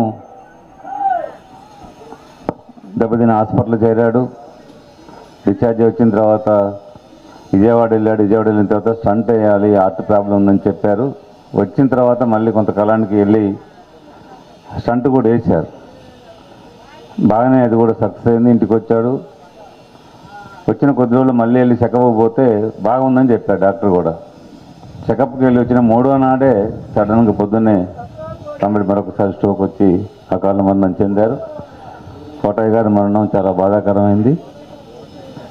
ఆయన మరణం ఆ కుటుంబానికి కాకుండా మొత్తం ఈ ప్రాంతంలో పార్టీకి, ఖమ్మం నగరంలో ప్రత్యేకించి కానాపురం హవేలీలో పార్టీకి, ఉద్యమానికి చాలా తీరం లోటు అని చెప్పేసి నేను భావిస్తా ఉన్నాను. కాబట్టి కోటయ్య గారికి సిపిఎం పార్టీ ఖమ్మం జిల్లా కమిటీ తరఫున విప్లవాదాలు అర్పిస్తూ ఉన్నాను. వారి కుటుంబ సభ్యులకి ప్రగాఢ సానుభూతి తెలియజేస్తూ ఉన్నాను. చాలా విషయాలు పెద్దలు చెప్పారు. ఖమ్మం కానాపురం హవేలీ అంటేనే దీనికి పునాది ఇక్కడే టేకులపల్లిలో ఉంది. టేకులపల్లి కానాపురమే సిపిఎం పార్టీకి ఇక్కడ పునాది. ఈ గ్రామాల నుంచే తర్వాత కానాపురం హవేలీగా విస్తరించిన తర్వాత, ఒక పట్టణ వాతావరణం వచ్చిన తర్వాత కూడా, బహుశా పంచాయతీరాజ్ వ్యవస్థ వచ్చిన తర్వాత కొద్ది కాలం మినహాయిస్తే అత్యధిక సార్లు హవేలీ టౌన్ రాకముందు గ్రామాలకు ఉన్నప్పుడు మార్క్సిస్ట్ పార్టీ, కమ్యూనిస్ట్ పార్టీ ఇక్కడ గ్రామ సర్పంచ్గా ఉండి పనిచేస్తుంది. తర్వాత కూడా వరుసగా 3 సార్లు, చివరికి ఖమ్మం కార్పొరేషన్లో విలీనమయ్యేదాకా కూడా సిపిఎం పార్టీ నాయకత్వంలో ఇక్కడ పాలకవర్గం ఏర్పడి ఈ ప్రాంతాన్ని, హవేలీని అభివృద్ధి చేయడంలో ముఖ్యమైన పాత్ర వహించింది. దానికి అటువంటి అభివృద్ధిలో ఇక్కడ పార్టీ బలంగా ఉండటానికి, అనేకసార్లు విజయం సాధించడానికి పనిచేసినటువంటి కొద్దిమంది నాయకుల్లో కామ్రేడ్ దొంగల కోటయ్య గారు ఒకడు, పెద్దినాగయ్య గారు, పొదిల భూషయ్య గారు, అట్లాగే వినాయకుల నాగేశ్వరరావు గారు, ఇంకొంతమంది ఇక్కడ వాళ్ళ తర్వాత వచ్చిన 2వ తరం వాళ్ళు చాలామంది ఉన్నారు. వాళ్ళ నాయకత్వంలో ఇక్కడ పార్టీ నిలబడింది. ఆనాడు కాంగ్రెస్ ప్రభుత్వం చాలా కాలం ఉంది జిల్లాలో. కమ్యూనిస్టుల మీద, ప్రత్యేకించి మార్క్సిస్ట్ పార్టీ మీద చాలా నిర్బంధాలు, కేసులు, గొడవలు ఇవన్నీ నడుస్తున్న కాలంలో ఈ ప్రాంతంలో నిర్బంధం కూడా వాళ్ళు ఎదుర్కొన్నారు. వారిని తట్టుకొని ఇక్కడ పార్టీని నిలబెట్టారు. ఆ తర్వాత పార్టీ కానాపురం హవేలీకి విస్తరించినాక బాగా బలపడింది. అనేక విజయాలు సాధించాం. అన్నిట్లో కామ్రేడ్ కోటయ్య గారు తను ముఖ్యమైన పాత్ర వహించాడు. ఆయన చూస్తే పార్టీ సభ్యుడిగా ఉన్నాడు, శాఖలో ఉన్నాడు, కానీ మండల కమిటీకో, డివిజన్ కమిటీకో, జిల్లా స్థాయిలోనో పై స్థాయి కమిటీలకు రాలేదు. తను స్థానికంగా ఉండి స్థానిక పార్టీ నడపడంలో, తన కుటుంబం, తన వ్యవసాయం, వ్యాపారం చూసుకుంటూ పార్టీ ఉపయోగపడటంలో, ముఖ్యమైన సందర్భాల్లో గట్టిగా నిలబడి పనిచేయడంలో పాత్ర వహించారు తప్ప నిర్మాణయుతంగా పై స్థాయి కమిటీలకు రాలేదు తను. కానీ రాకపోయినప్పటికీ కూడా చాలామంది డివిజన్ స్థాయి, మండల స్థాయి, జిల్లా స్థాయి నాయకులు లాంటి వాళ్ళు కూడా కొంతమంది అనేక ఒత్తిళ్లకు, ప్రలోభాలకు రకరకాలుగా పట్టుకుపోయి మనం చూసాం. కానీ వాళ్ళందరికంటే ఉన్నతంగా తమ్ముడు కోటయ్య గారు నిలబడ్డాడు. రాజకీయ నిబద్ధతతోటి పార్టీ నిలబెట్టడంలో అనేక పరిణామాలు, తెలుగుదేశం ప్రభంజనం ఒత్తిళ్ళు, తర్వాత కాంగ్రెస్ పార్టీ, కాంగ్రెస్ ప్రభుత్వం నిర్బంధాలు, తర్వాత బీఆర్ఎస్ వచ్చిన తర్వాత ఇదొక ప్రభంజనం. ఈ అన్ని సందర్భాల్లో కూడా ప్రతి సందర్భంలో కొంతమంది ఒత్తిడికో, నిర్బంధానికో, ప్రలోభాలకో, పదవులకో వెళ్ళిపోయిన వాళ్ళు ఉన్నారు. ప్రతి సందర్భంలో ఎక్కడ కూడా దొంగల కోటయ్య గారిలో అటువంటి తొనికిసలాట్లేదు. లేకపోవడం కాదు, పోయే వాళ్ళని కూడా ఆయన హెచ్చరించాడు. మీరు పోయి ఏం చేస్తారు, ఏం సాధిస్తారు, నిజంగా ప్రజల కోసం, ప్రజా సమస్యల కోసం పనిచేసేది, పోరాడేది ఎవరు? ఆ వచ్చే పార్టీలు ఎంతసేపు ఉంటాయి, అధికారం ఉన్నంతసేపు అది పార్టీలు తప్ప అధికారం పోయినాక ఉండేది ఏంటి, మళ్ళీ మనమే ఉంటాం, ఇక్కడ పోరాటం చేయాల్సిన అవసరం ఉంటుందని చెప్పినవాడు కామెడీ కోటయ్య గారు. ప్రత్యేకంగా నా కొడుకుని ప్రోత్సహించడంలో, కుటుంబంలో తిరుపతిరావు యూత్ నాయకుడిగా వచ్చి ఇక్కడ పనిచేస్తూ డివైఎఫ్ఐ కార్యకర్తగా, నాయకుడిగా, పార్టీలో ఇలా మండల కార్యదర్శిగా, జిల్లా స్థాయి నాయకుడిగా ఎదగటంలో కోటయ్య గారు ఒక ప్రోత్సాహం ఉంది. కొన్ని సందర్భాల్లో తిరుపతిరావు మీద కూడా ప్రభావాలు పడుతున్నప్పుడు కూడా ఆయన కూడా హెచ్చరించాడు. పార్టీలో ఒక నాయకుడు అందరం బీఆర్ఎస్లో బోధం, నువ్వు కూడా రా అని చెప్పేసి ఒత్తిడి చేశాడు. తిరుపతిరావు అంగీకరించలేదు. కోటయ్య గారు తెలిసి ఏం జరుగుతుందని చెప్పేసి తెలిస్తే దాన్ని కూడా ఆయన అసలు అటువంటి మాటలు వినడానికి వీల్లేదు నువ్వు అని చెప్పి హెచ్చరిక చేశాడు. ఇటీవల ఎన్నికల్లో నామినేషన్ మిస్ అయింది. ఖచ్చితంగా ఖమ్మం నగరంలో 100కు 100% గ్యారంటీగా గెలిచే సీటు టేకులపల్లి, ఈ 7వ డివిజన్, అది 100% గెలిచేసి దాంట్లో సందేహం లేదు. కానీ నామినేషన్ స్కూటర్లో పోయింది, చాలా నష్టం జరిగింది. కార్యకర్తలు, సభ్యులను చాలా బాధపడ్డారు. ఆ దశలో ఆ నామినేషన్ పోవడానికి కారకులైన వాళ్ళు కూడా ప్రయత్నం చేశారు. మనం రావయ్యా, నీకు మీ ఒక అవకాశం ఇస్తామని చెప్పి ప్రయత్నం చేశారు. అప్పుడు కూడా కోటయ్య గారు చెప్పాడు, మనకి పదవులు ముఖ్యం కాదు, ఓడిపోయాం అంటే ఓడిపోలేదు, మనం సాంకేతిక కారణాలతో పోయింది, నామినేషన్ పోయింది, ఈ పదవుల కోసం కదా మన పార్టీలో ఉంది అని చెప్పేసి తిరుపతిరావుకు ధైర్యం చెప్పినవాడు, నిలబెట్టినవాడు కామెడీ కోటయ్య గారు. అందుకే కోటయ్య గారు నిర్మాణపరంగా సభ్యుడిగా ఉన్న ఒక ముఖ్యమైన నాయకుడు, జిల్లాలో ఒక ముఖ్యమైన నాయకుడిగా ఉండాల్సిన నాయకుల కంటే కూడా ఆయన తను పార్టీ పట్ల రాజకీయ నిబద్ధతతోటి, సిద్ధాంతం పట్ల విశ్వాసంతో ఉన్నటువంటి వ్యక్తి కామెడీ కోటయ్య గారు. ఇంకా సరళగారు చెప్పినట్టుగా ముక్కుసూడిగా మాట్లాడతాడు. నాయకులనైనా ఎవరినైనా సరే తనకు నచ్చకపోతే ఇది కరెక్ట్ కాదు అని చెప్పగలిగేవాడు కోటయ్య గారు. అట్లా ఉన్నటువంటి కామ్రేడు ఆయన ఈ ఉద్యమానికి ఒక రకంగా ముఖ్య నాయకుడికి పైన లేనప్పటికీ కూడా కింద ఉండి ఒక పిల్లర్ లాగా, బిల్డింగ్ కట్టి బిల్డింగ్కి పిల్లర్ ఎట్టుంటాడో అటు పిల్లర్ లాగా ఉండి కార్మిక ఉద్యమం నిలబెట్టడంలో కోటయ్య గారు ముఖ్యమైన పాత్ర వహించాడు. ముఖ్యంగా ఇటీవల కాలంలో ఆరోగ్యం, వయసు ఎన్నితో కొన్ని ఇబ్బందులు వచ్చినప్పటికీ కూడా కామ్రేడ్ సత్తెనపల్లి రామకృష్ణ పేరుతోటి కానాపురం ఆఫీస్ నిర్మాణం ఇక్కడ పార్టీ చేపట్టినప్పుడు అది శంకుస్థాపన దగ్గర నుంచి ప్రారంభమయ్యేదాకా, ఆయన విజయవాడ ఆసుపత్రిలోకి పోయి స్టంట్ వేసుకునేదాకా ఏ రోజు ఆఫీసు రాకుండా లేడు. ఆ నిర్మాణంలో చాలా ముఖ్యమైన పాత్ర వహించాడు.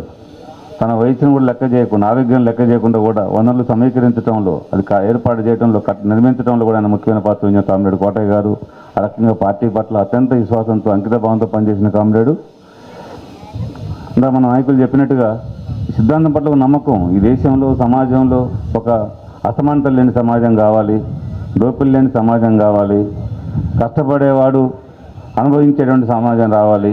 ఈ దేశ వనరులు మొత్తం కూడా ఈ దేశ అభివృద్ధికి, దేశ ప్రజల యొక్క జీవన ప్రమాణాలు పెంచడానికి ప్రతి వాడికి అన్ని అవకాశాలు, చదువు, ఆరోగ్యం, నివాసం, ఉపాధి ఇవన్నీ రావాలి, దక్కాలని చెప్పంటే దానికోసం పనిచేసే వాళ్ళు కావాలి. ఏ సిద్ధాంతం సరైంది అది కమ్యూనిస్టులు మాత్రమే, అది మాత్రమే సాధ్యం చేయకూడదని చెప్పి నమ్మాడు.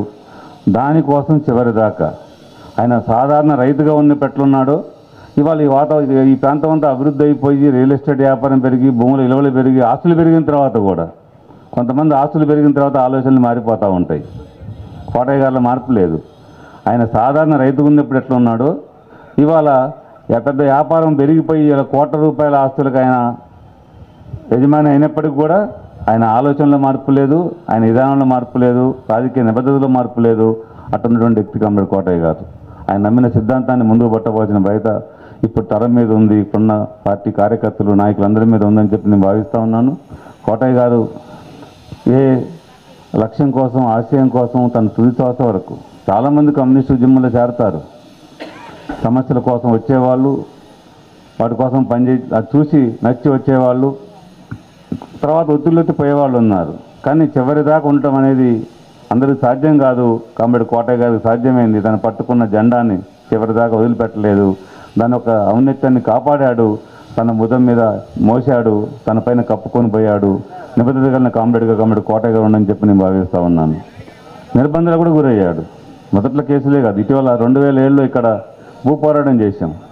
మమ్మల్ని అందరినీ దాదాపు సరళ గారు మా అందరినీ దాదాపు 200 మంది ఆ పట్టపై కానాపురం హవేలీ స్టేషన్లో పెట్టారు పోలీసులు. కోటయ్య గారు వచ్చాడు, మమ్మల్ని కలవడం కోసం వస్తే పోలీసులు అడ్డుకుని రానియలేదు. వాళ్ళతో ఘర్షణ పడ్డాడు. మా వాళ్ళు ఏం తప్పు చేశారు, నేరం చేశారా, హత్యలు చేశారా, దొంగతనాలు చేశారా, ఎందుకు వాళ్ళు మీరు మాట్లాడినట్లని చెప్పేసి పోలీసుతో గొడవపడి గేటుని తన్ని లోనికి వచ్చాడు. అందుకోసం కోటయ్య గారిని కేసు పెట్టి తెల్లారి మాతో పాటు వరంగల్ తీసుకొచ్చారు. మాతో పాటు 18 రోజులు జైల్లో ఉన్నాడు, వరంగల్ జనరల్లో ఉన్నాడు. ఉన్నప్పుడు కూడా అక్కడ కొంతమంది కామ్రేడ్స్ కొంచెం ఆందోళన పడుతున్నారు, బెయిల్ వస్తుందో రాదో ఎప్పుడు వస్తుందని చెప్పేసి. అటువంటి ఆందోళన లేకుండా చాలా నిబ్బరంగా అట్లా ఆందోళన పడే వాళ్ళని కూడా మందలించాడు. అటువంటి ఉన్న నాయకుడు కామ్రేడ్ కోటయ్య గారు.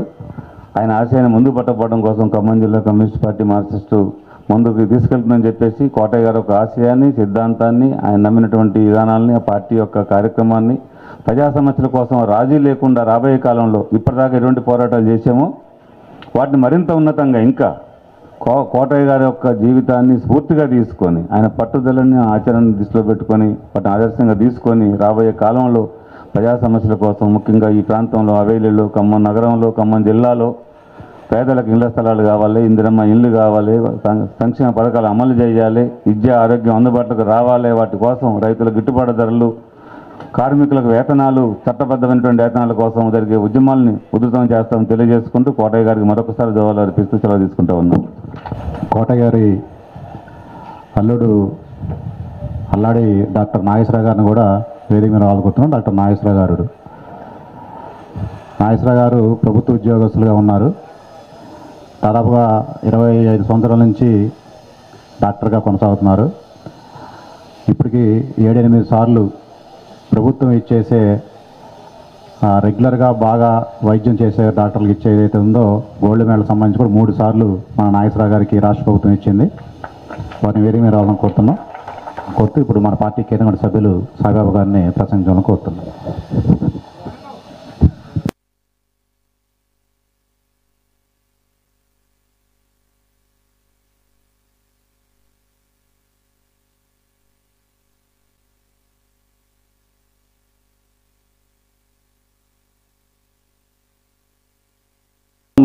అందుకని అది నిలబడింది, ఈ పెద్దవి పడిపోయినాయి. అందుకని కోటయ్య గారు కేంద్ర నాయకుడు కాదు, రాష్ట్ర నాయకుడు కాదు, ఎప్పుడూ జిల్లా కమిటీ సభ్యుడు కాదు. ఒక రకంగా చెప్పాలంటే సిపిఎం పార్టీలో ఒక సభ్యుడు, ఒక సైనికుడు, విప్లవ సైనికుడు. అందుకనే ఆయన ఎంత చదువుకున్నాడు, ఏ పదవులు ఉన్నాయి అనే దానికంటే కూడా ఆయన గుండెల నిండా కూడా మార్క్సిజం లెనినిజం సిద్ధాంతాన్ని, ఆశయాన్ని ఆయన మొత్తం కూడా ఉనికి పుచ్చుకున్నాడు. అందుకనే ఆ కామ్రేడ్ నిలబడ్డాడు. అందరి గుండెల్లో, అందరి యొక్క జ్ఞాపకాల్లో ఎప్పుడూ ఉంటాడనేది నాకున్నటువంటి నిశ్చితమైనటువంటి అభిప్రాయం. కామ్రేడ్ కోటయ్య గారికి సిపిఎం పార్టీ కేంద్ర కమిటీ తరఫున, CIT అఖిల భారత కమిటీ తరఫున వారికి విప్లవ జోహార్లు అర్పిస్తున్నాను. వారి కుటుంబ సభ్యులకి సంతాప సానుభూతిని తెలియజేస్తున్నాను. ఇక్కడికి మనం వచ్చినటువంటి అందరం కూడా ఎప్పుడూ ఒక నినాదం ఇస్తుంటాం అమరుల స్తూపాల దగ్గర. ఏమని? అమరవీరులారా మీకు జోహార్లు, అమరుల ఆశయాల్ని సాధిస్తాం అనేది. అంటే అన్నిటికంటే గొప్పది ఏంటంటే ఆశయం. ఆ ఆశయాన్ని ఎంత మనం ఓన్ చేసుకుంటే, సొంతం చేసుకుంటే, సుదీర్ఘమైనటువంటి విప్లవ ప్రయాణంలో, సమాజ మార్పు కోసం జరిగే పోరాటంలో మన వంతు పాత్రను మనం నిర్వహించగలం. అలాంటి పాత్రను నిర్వహించడం కోసం కామ్రేడ్ కోటయ్య గారు అందరికీ స్ఫూర్తిగా ఉంటాడు, నాకు స్ఫూర్తిగా ఉంటాడని భావిస్తూ నేను సెలవు తీసుకున్నాను. వ్యవసాయ కార్మిక సంఘం all India general secretary B Venkata గారిని ప్రసంగించాలని కోరుతున్నాను. సుదీర్ఘకాలంగా పరిచయం. నేను SFIలో పనిచేసినప్పుడు ఎప్పుడు ఆఫీస్కి వస్తుండేవారు. అలాగే ఆ తిరుపతిరావు 20-25 సంవత్సరాలుగా అనేక ఉద్యమాల్లో కలిసి పనిచేశాము. ఆ వ్యక్తి గురించి అందరూ చెప్పారు, అంత గొప్ప నాయకుడు. వారి ఆదర్శాలని, వారి కోరికలని ముందుకు తీసుకెళ్ళటానికి మనందరం ప్రయత్నం చేయాలని కోరుతూ 2 విషయాలు తమ్మినేని గారు చెప్పిన దాన్ని అనుసంధానంగా ఇక్కడ నేను వ్యవసాయ కార్మిక సంఘం అలాగే ఢిల్లీలో ఎస్కేఎం ఉద్యమాలని కలిపి నిర్వహిస్తూ ఉన్నాం. తమ్మిని గారు చెప్పినట్టుగా నేను పెట్టినటువంటి బిల్లు ఎమ్మెల్యేలు, ఎంపీలు, మినిస్టర్లు అందరిని రద్దు చేస్తున్నట్టు ప్రధానమంత్రి గారు చెప్పారు. నాతో సహా కూడా ఎవరినైనా రద్దు చేయవచ్చు, అంత గొప్ప బిల్లు అని. కానీ మనకు అర్థం కావాల్సింది ఏంటంటే ఇక్కడ పెనుబల్లి వాళ్ళు వచ్చారు, అలాగనే వైరా నియోజకవర్గం వారు వచ్చారు. మనం పోడు భూముల కోసం పోరాటం చేస్తున్నాం. ఆ సెక్షన్ల ప్రకారం కేసు పెడతాం. కోర్టు అడిగేదంటే మీరు ఏ పని చేసి వచ్చారని కాదు, ఏ సెక్షన్ కింద మీరు వచ్చారని అడుగుతారు. రేపు పోడు భూముల్లో కనుక పోరాటం చేస్తే కొన్ని సెక్షన్లు పెడితే ఆ పెట్టినటువంటి వాళ్ళకి 5 సంవత్సరాల నుంచి 12 సంవత్సరాలు శిక్ష అయ్యొచ్చు. నాన్ బెయిలబుల్ కేసులు పెడతారు. అంటే రేపు పోడు భూముల మీద పనిచేసే వాళ్ళ మీద కూడా ఈ కేసులను ఉపయోగిస్తారు. ఇళ్ల స్థలాల కోసం పోరాటం చేసినా లేదు, ఇప్పుడు రైతులు యూరియా కోసం పోరాటం చేస్తున్నారు. ఒకటి యూరియా కోసమే పోరాటం చేస్తే 3 సంవత్సరాల కేసు, కానీ దానికి 2 సెక్షన్లు అదనంగా కలిపితే 7 సంవత్సరాల దాకా 5 సంవత్సరాల దాకా కేసులు పెట్టవచ్చు. అంటే ప్రజా పోరాటాలను అనచడానికి మోడీ గారి ప్రభుత్వం బరి తెగించి ఈ సెక్షన్లు పెట్టారు. రాబోయే ప్రమాదం కూడా మోడీ గారికి తెలుసు. ఇప్పుడు ట్రంప్ గారు దాని మీద మాట్లాడటం చేయటం, ట్రంప్ ఒత్తిడి అంతా కూడా అమెరికాలో ఉత్పత్తి అవుతున్నటువంటి గోధుమల్ని, డైరీల్ని మన భారతదేశానికి పంపాలి. ఇప్పుడు మన భారతదేశంలో 13 కోట్ల మెట్రిక్ టన్నుల గోధుమలు పండుతున్నాయి. 4 రాష్ట్రాల్లో గోధుమ పంట తప్ప మరో ముఖ్యమైనది లేదు. రేపు అమెరికా గోధుమలు వస్తే మన వ్యవసాయం దెబ్బతింటుంది, అమెరికా డైరీ వస్తే ఖమ్మం రైతులు కూడా దెబ్బతింటారు. అంటే రైతాంగం తీవ్రమైనటువంటి ఉద్యమాల్లోకి వస్తారు. దాన్ని ఎదుర్కోవాలంటే ముందు జాగ్రత్త ఏమిటనంటే ఈ సెక్షన్లు కనుక పెడితే భయపడి పోరాటాల్లోకి రాకుండా చేయటమే దీని ఉద్దేశం. అందుకే మేము ఎప్పుడూ చెప్తున్నాం, అమెరికా మన దేశానికి ఎగుమతి చేయాలనుకుంటుంది గోధుమల్ని, డైరీనే కాదు, అమెరికా నిరుద్యోగాన్ని భారతదేశానికి ఎగుమతి చేయడానికి అమెరికా ప్రయత్నం చేస్తుంది. ఎంత భయంకరంగా ఉండబోతుందో మనం చూస్తూ ఉన్నాం. కాబట్టి మిత్రులారా, మన రైతు ఒక మంచి రైతు కోటయ్య గారు బతికున్నంతకాలం రైతుల గురించి పోరాడుతూ ఉంటే దాంట్లో పాల్గొన్నారు. ఇళ్ల స్థలాల కోసం పోరాడుతూ ఉంటే దాంట్లో పాల్గొన్నారు. ఆఫీస్ కట్టే దగ్గర నుంచి నేను చూశాను, ప్రతిరోజు ఎవరు కనిపించే వాళ్ళు ఆఫీసు కట్టిన తర్వాత తను బతికుండి తిరగగలిగే అన్ని రోజులు కూడా ఎవరున్నా లేకపోయినా కోటయ్య గారు మాత్రం కుర్చీ వేసుకొని ఆఫీస్ దగ్గర కూర్చునేవాడు. అంటే పార్టీ పట్ల, ప్రజా ఉద్యమాల పట్ల ఆయనకున్నటువంటి గొప్పతనం మనకు కనిపిస్తూ ఉంది. కాబట్టి రాబోయే కాలంలో ఉధృతమైన మోడీ గారు అనుకోవచ్చు నేను ఒక సెక్షన్ తెచ్చాను కేసులు పెడతామని, కానీ ప్రజా ఉప్పెన గనక లేగితే నీ కోర్టులు సెక్షన్లు ఏం చేయకుండా ప్రభుత్వాన్నే దిగ్బంధించే రోజులు రాబోతూ ఉన్నాయి భారతదేశంలో. దాన్ని తట్టుకోవటానికి ఈ సెక్షన్ పెడతా ఉన్నారు. కాబట్టి మీరు ఎన్ని పెట్టినా ప్రజా ఉద్యమాలు, ప్రజా పోరాటాలు ఒక గొప్పగా ప్రపంచం అంతా వస్తున్నాయి, భారతదేశం రాబోతూ ఉన్నాయి.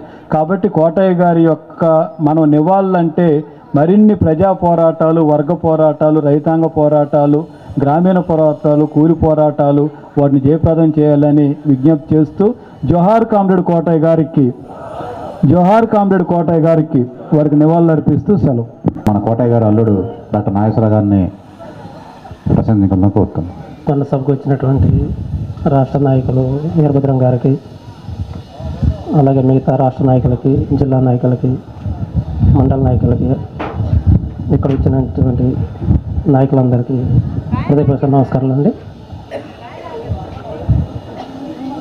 మామగారు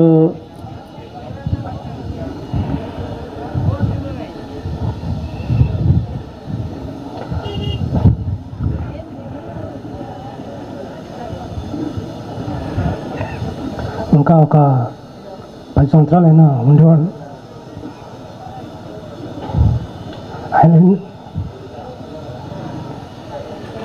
ఆయన ఏంటంటే హెల్త్ గురించి ఎంత చెప్పినా కానీ కొంచెం పట్టించుకునేవాడు కాదు.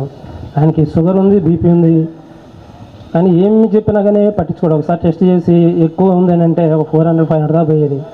అప్పుడు 2 రోజులు మళ్ళీ బంద్ చేసేవాడు. మళ్ళీ ఆయన ఏం టెస్ట్ చేయించుకుందామని కానీ ఇది కానీ అతనికి ఇది ఉండేది కాదు. ఏమవుతుంది లేని ఒక ఇది ఉండేదన్నమాట. అలాగే ఆల్కహాలిక్ అనేది ఎప్పుడో బంద్ చేసిండు ఆయన. ఒక 15-20 ఇయర్స్ నుంచి బంద్ చేశాడు. స్మోకింగ్ కూడా బంద్ చేశాడు, మళ్ళీ మధ్యలో స్టార్ట్ చేశాడు. ఆ స్మోకింగ్ అనేది రోజు కంటిన్యూగా ఇంట్లో తాగనివ్వరని చెప్పేసి రోజు సెంటర్కి వెళ్ళి తాగటం అనేది ఎక్కువ చేసేవాడు అనమాట. 1 ఇయర్ నుంచి అంతకుముందు తిరిగాడు. 1 ఇయర్ నుంచే రోజు సెంటర్కి వెళ్ళటం, అక్కడ సీట్లు తాగటం, మళ్ళీ రావటం అట్లా చేస్తూ ఉండేవాడు. ఈ మధ్యలో ఒకసారి 7 నెలల క్రితం బాగా ఆయాసం వస్తుందంటే హాస్పిటల్ పోదామన్నా కానీ నాకేం కాదు రాదని చెప్పి ఒక 4 days పాటు రిజెక్ట్ చేసిందన్నమాట. అయినా కానీ బలవంతంగా తీసిపోతే ఇక అన్నీ హార్ట్లో మొత్తం బ్లాక్స్ అయి ఉన్నాయి అనమాట. ఆ లంగ్స్ మొత్తం బ్లాక్గా వచ్చేసి ఇది ఉన్నాయి. హార్ట్ ఒక్క దగ్గరగా అని కాదు 4 చోట్ల 2 పక్కలు కూడా బ్లాక్ అయి ఉన్నాయి. ఏం బైపాస్ చేయదు కాదన్నారు. బ్లాక్స్ కూడా ఇక ఒక 1 week తర్వాత విజయవాడ పోతే ఒక పక్క చేశారులే కానీ ఇంకో 1 పక్క చేయదు కాలే. సరే బాగుంటే చేద్దామని అన్నారు కానీ అప్పటికే 2 times స్ట్రోక్ వచ్చి వెళ్ళిపోయింది అనమాట. మళ్ళీ ఒకసారి వచ్చేసరికల్లా ఇదయ్యాడు. ఆయన కొంచెం జాగ్రత్త స్మోకింగ్ అనేది బంద్ చేస్తుంటే ఇంకా 10 సంవత్సరాలు అయినా ఆయన మంచిగా ఉండేవాడు. ఇప్పటికీ 60 సంవత్సరాలు దాటేది. ఇంకా ఆయన అందరికీ ఇదే చూస్తాం. Thank you. నాగేశ్వరరావు గారికి ధన్యవాదాలు. ఈ సంతాప సభకు ఇచ్చేసిన భద్రాద్రి కొత్తగూడెం జిల్లా కార్యదర్శి మచ్చ వెంకటేశ్వర గారిని మాట్లాడడంగా కోరుతున్నాను. భద్రాద్రి కొత్తగూడెం జిల్లా కమిటీ తరపున విప్లవ జోహార్లు అర్పిస్తున్నాను. వారి యొక్క ఆశయానికి అంకితమై పనిచేయవలసినటువంటి బాధ్యత మనందరిపైన ఉంది. ముఖ్యంగా కమ్రేడ్ కోటయ్య గారి జీవితం నేటి తరానికి ఆదర్శం. ఎందుకంటే పెద్దలు తమ్మినేని గారు చెప్పినట్టుగా కమ్యూనిస్టులు బలహీనపడుతున్నటువంటి తరుణంలో ఒక విప్లవ సిద్ధాంతాన్ని భుజాన వేసుకొని తన జీవిత పర్యాంతం నమ్మినటువంటి సిద్ధాంతం కోసం ఎర్రజెండాని మోస్తూ ఇప్పుడున్నటువంటి విలువలు లేనటువంటి రాజకీయాలు, అటువంటి రాజకీయ వ్యవస్థలో విలువలతో కూడినటువంటి ఒక విప్లవ సేనానిని మనం కోల్పోవడం అనేది అత్యంత బాధాకరం. అందుకోసం ఇటువంటి అమరవీరుల యొక్క జీవితాలని నేటి తరం ఆదర్శంగా తీసుకొని పనిచేయటమే. ముఖ్యంగా అనేక నిర్బంధాలు వచ్చినటువంటి సందర్భంగా కోటయ్య గారు ప్రదర్శించినటువంటి తెగువ ఏదైతే ఉందో అది ముఖ్యంగా నేటి తరానికి ఆదర్శంగా ఉంటుంది. వారి యొక్క వారసత్వం, వారి యొక్క పోరాటాలను కొనసాగించటమే వారికి మనం ఇచ్చేటటువంటి ఘనమైన నివాళి. ఆ రకంగా పునరంకితమై పనిచేయటం అనేది మనందరి బాధ్యతగా ఉండాలని విజ్ఞప్తి చేస్తూ మరొకసారి భద్రాద్రి కొత్తగూడెం జిల్లా కమిటీ తరపున కోటయ్య గారికి విప్లవ జోహార్లు అర్పిస్తూ వారి కుటుంబానికి ప్రగాఢ సానుభూతిని, సంతాపాన్ని తెలియజేస్తూ నాకు అవకాశం ఇచ్చినందుకు ధన్యవాదాలు. గారికి ధన్యవాదాలు. ఇప్పుడు CITU state general secretary Bhaskar గారు 2 నిమిషాలు మాట్లాడతారు. మరణించినటువంటి వార్త హైదరాబాదులో మాకు తెలిసింది. ఆ రోజు అంత్యక్రియలకి హాజరు కాలేకపోయాము. ఈరోజు ఈ సభకి ఇచ్చేసాము. ఖమ్మం జిల్లాలో, ఖమ్మం పట్టణంలో, ముఖ్యంగా టేక్లపల్లి ప్రాంతంలో పార్టీ నిర్మాణంలోనూ ప్రజా ఉద్యమంలోనూ ఎంతో ఆదర్శంగా ఉండి అనేక ఆటుపోట్లని ఎదిరించి ఉద్యమం నిర్మించినటువంటి కోటయ్య గారు మరణించడం ప్రజా ఉద్యమాలకి తీవ్రమైనటువంటి లోటు.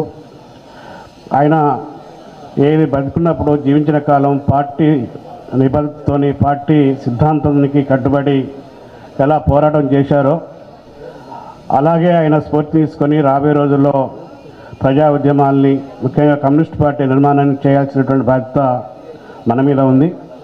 ఈ సందర్భంగా సిఐటియు తెలంగాణ రాష్ట్ర కమిటీ తరఫున కార్మికుల పక్షాన కమ్రేడ్ కోటయ్య గారికి విప్లవ జోహార్లు అర్పిస్తున్నాను. కోటయ్య గారి కుమారుడు తిరుపతిరావు గారు ఇప్పుడు ఉద్యమంలో ఉన్నారు, మాకుతో సన్నిహితంగా ఉన్నారు. వారి యొక్క తండ్రి గారి యొక్క ఆశయ సాధన కోసం కట్టుబడి పనిచేస్తున్నారు. వారికి, వారి కుటుంబ సభ్యులకు ప్రగాఢమైనటువంటి సంతాపాన్ని, సానుభూతిని తెలియజేస్తూ దుంగల కోటయ్య గారికి నా తరపున, సిపిఎం రాష్ట్ర కమిటీ తరపున హృదయపూర్వక విప్లవ జోహార్లు అర్పిస్తా ఉన్నా. నాకంటే ముందు మాట్లాడినటువంటి పెద్దలందరూ కోటయ్య గారి రాజకీయ జీవితం, కమ్యూనిస్టు జీవితం గురించి చెప్పుంటారు. ఆయన నిబద్ధత కలిగినటువంటి కమ్యూనిస్టుగా పనిచేశారు. టేకులపల్లి ప్రాంతంలో, ఖమ్మం డివిజన్లో ఉద్యమాన్ని కంటికి రెప్పలాగా కాపాడుకోవడంలో డివిజన్ నాయకత్వంతో కలిసి వ్యవహరించారు. 71 విచ్ఛిన్నం ఆ సందర్భంలో పెద్ది నాగయ్య గారు, ఆయన కలిసి నిర్వహించినటువంటి పాత్ర ఇవాళకి ఖమ్మం డివిజన్ ఉద్యమంలో టేకులపల్లి ప్రాంతంలో కమ్యూనిస్ట్ పార్టీ మార్క్సిస్ట్ ఒక బలమైనటువంటి ఉద్యమంగా ఉన్నది అని అంటే వాళ్ళు వేసినటువంటి పునాదులు దానికి కారణంగా ఉన్నాయి. అట్లాగే వాళ్ళ కుమారుణ్ణి ఈ ఉద్యమంలో పూర్తిగా పనిచేయడానికి అనేక అవసరాలు వాళ్ళ కుటుంబానికి ఉన్నా పార్టీ పనికి ప్రాధాన్యత ఇచ్చి పనిచేయమని చెప్పి ప్రోత్సహించి పంపించారు. ఇవాళ హవేలీ పార్టీ కార్యదర్శిగా తిరుపతిరావు నిర్వహిస్తున్నటువంటి బాధ్యత సిపిఎం పార్టీ కార్యకర్తలకే కాక ప్రజలందరికీ తెలిసినటువంటి విషయమే. వాస్తవంగా కార్పొరేటర్గా ఎన్నిక కావాలి, టెక్నికల్ అంశాల కారణంగా ఈ పర్యాయం కాలేకపోయాడు. నిత్యం ప్రజల్లో ఉండి ప్రజామన్ననలు పొంది ప్రజలకు తలలో నాలుకలాగా వ్యవహరించేటటువంటి లక్షణాలు తిరుపతిరావులో పుష్కలంగా ఉన్నాయి. వాళ్ళ నాన్నగారు అందించినటువంటి రాజకీయ వ్యక్తిగత వారసత్వాన్ని ముందుకు తీసుకుపోవడం కోసం ఆ కుటుంబం సిద్ధపడుతూ ఉంది. కోటయ్య గారు ఎప్పుడూ ప్రజా ఉద్యమాలని బలపరిచేవాళ్ళు, ప్రోత్సహించేవాళ్ళు. అనేక సందర్భాలలో పార్టీ నిర్వహించుతున్నటువంటి ముఖ్యమైనటువంటి కార్యక్రమాలన్నిటికీ ఆయన చేదోడు వాదోడుగా ఉన్నారు. అది మహాప్రస్థానం మొదలుకొని సైకిల్ యాత్ర, రైతు యాత్ర, అన్ని యాత్రలకి ఆయన అందించినటువంటి సహకారం మరువలేనటువంటి సహకారం. ఆ కామ్రేడ్కి మరొకసారి విప్లవ జోహార్లు అర్పిస్తూ వారి కుటుంబానికి ప్రగాఢమైన సానుభూతిని తెలియజేస్తూ సెలవు. నమస్కారం. మిత్రులు వీళ్ళందరూ కూడా కోటయ్య గారి సంతాప సభకి వచ్చినందుకు మీ అందరికీ ధన్యవాదాలు తెలియజేస్తూ, దొంగల కోటయ్య గారు సిపిఎం పార్టీకి ఆకర్షణీయులు అయ్యి దాదాపు తన పార్టీని ఏదైతే చిన్నతనంలో ఎంచుకున్నాడో ఆ పార్టీ తుదశాస వరకు కూడా తను జనకోకుండా ఇందాక పెద్దలు చెప్పినట్టుగా అదే పార్టీని పట్టుకొని కొనసాగుతుంది. ఆయన పార్టీలోకి వచ్చినాడు ఉన్న పరిస్థితులు వేరు. ఈ ఖమ్మం చుట్టూ ఉన్నటువంటి పరిస్థితులకు అనుగుణంగా చూసుకున్నప్పుడు చాలామంది ఆర్థిక పరిస్థితులు మెరుగుపడ్డ తర్వాత ఆ పార్టీని వదిలేటువంటి పరిస్థితులు ఉంటుంది. కానీ కోటయ్య గారు అట్లా కాదు.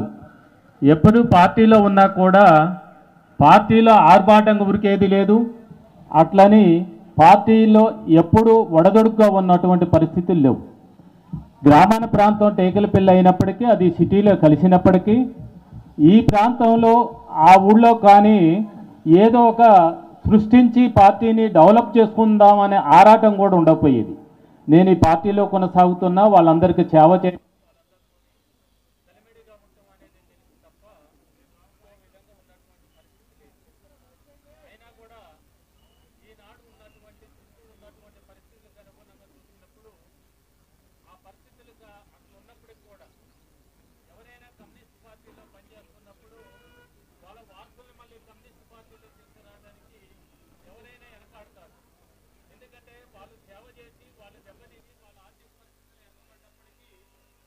వారసులు తీసుకురావడానికి వెనకబడేటువంటి పరిస్థితి ఉంటుంది.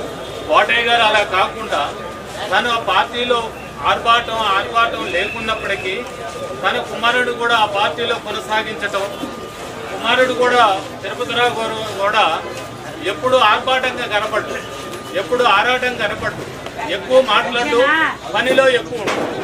అంటే కొంతమంది ఎట్లుంటుందంటే పార్టీలకు వస్తే పార్టీ నాకేమిస్తుందని చూస్తారు, పార్టీకి వాళ్ళు ఏం సేవ చేస్తున్నాం అనేది మర్చిపోతారు. వాళ్ళిద్దరు కూడా తండ్రి కొడుకు కూడా పార్టీకి ఏ సేవ చేద్దాం అనే ఆలోచనతోనే నడిచారు. ఇప్పుడు కూడా కొనసాగుతున్నారు. ఆ కుటుంబం ఆ విధంగా కొనసాగటం అనేది కమ్యూనిస్ట్ పార్టీకి అదొక మూలస్తంభం లాంటిదని చెప్పి మనం భావించాలి. ఆ కుటుంబానికి సిపిఎంఎల్ మాసులైన తరఫున వాళ్ళకి కుటుంబానికి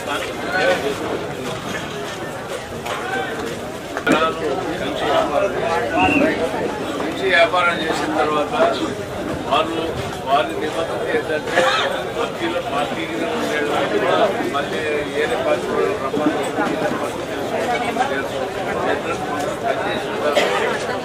వాళ్ళ పార్టీ మనుషులు ఇవ్వడం ఆయన ఏ రీతిలో కాపాడుకోవాలో ఆర్థిక అంటే ఏ రకంగా వాళ్ళని సేవ్ చేస్తే బాగుంటుందనే ఆలోచనతో ఆయన ఉండేవాళ్ళు తప్ప ఎటువంటి వ్యాపారం చేస్తున్నారు మనసు ఇలాంటి సీపీఎంలో ఉన్న కార్యకర్తలు కూడా ఆ విధంగా ఉన్నారు, ఆ విధంగా ఉంటారు.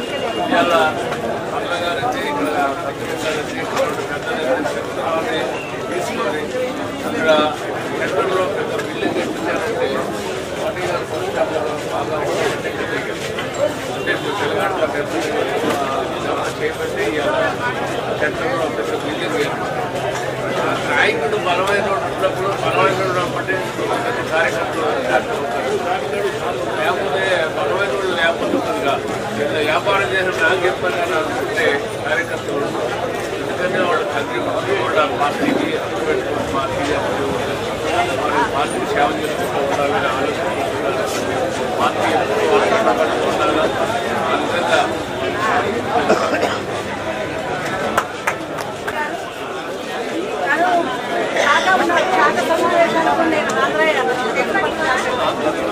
ఏదైనా ఉంటే నిర్మోహమాటంగా పార్టీకి ఏదైనా నష్టం జరుగుతుందంటే పూర్తిగా మాట్లాడి దాన్ని సరిచేయడానికి ప్రయత్నం చేసేవారు. చాలా మంది చూస్తూ ఉంటాం, పార్టీలో పనిచేస్తూ కూడా ఉదారవాదంగా ఉంటూ తప్పుని చెప్పడానికి కూడా భయపడుతున్న క్రమంలో ఆయన నుంచి మనం చాలా విషయాలు నేర్చుకోవాల్సిన అవసరం ఉంది. అట్లాగే మరి ఎప్పుడు కూడా కుటుంబాన్ని చాలా మంది కుటుంబాన్ని తీసుకురావడానికి ఇబ్బంది పడుతూ ఉంటారు. కానీ తన కుటుంబం మొత్తం కూడా మనవరాలతో సహా వాళ్ళు ర్యాలీలో కానీ డ్రెస్ కోడ్ వేసుకొని ప్రతి ర్యాలీలో కూడా పాల్గొంటారు. అట్లాగే తన సతీమణి కూడా ఎంతో పార్టీకి సహకరిస్తూ కొడుకు కూడా జిల్లా కమిటీలో ఉంటూ పార్టీ పట్ల నిజాయితీగా పనిచేస్తున్నటువంటి పరిస్థితి పనిచేసినప్పుడు కూడా మేము వచ్చాము. అంతసేపు మాట్లాడారు, చాలా విషయాలు మరి ఎంతో కష్టపడి పార్టీ నిలబెట్టుకు వస్తున్నామని దాన్ని భవిష్యత్తులో కూడా నిలబెట్టాలి, అట్లా అబ్బాయి కూడా నిలబెడతా ఉన్నాడు. చాలా సంతోషంగా ఉంది. అట్లా ప్రతి ఒక్క తల్లి కూడా గర్వపడేటట్టుగా పిల్లల్ని మనం పెంచాలని కొట్టే కాదు ఈ సందర్భంగా తెలియజేస్తూ దాని ఇంట్లో కోటయ్య ఏ కార్యక్రమైనా కూడా విన్నట్టు ఉండేవాడు.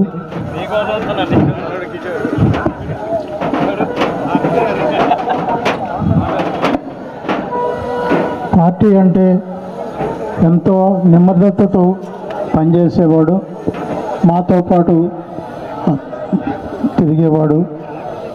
మేము ఈనాడు కోటయ్య లేకపోవటం మాకు చాలా లోటుగా ఉంది. కోటయ్య గారు ఇటు వ్యాపారం చేసుకుంటూ అటు పార్టీలో తిరుక్కుంటూ అన్ని విధాల సహజంగా ఈ పరిస్థితి వస్తుందని మేము అనుకోలేదు. కోటయ్య గారికి చదువు ఒక్కటే తక్కువ, మిగతా విషయాల్లో ఏ విషయంలోనైనా సరే ముందు జాగ్రత్తగా ఎప్పుడు ఏ ఎలక్షన్లు వచ్చినా ఏది వచ్చినా సరే మాతో పాటు ముందుగా ఉరుకులు పెట్టేవాడు.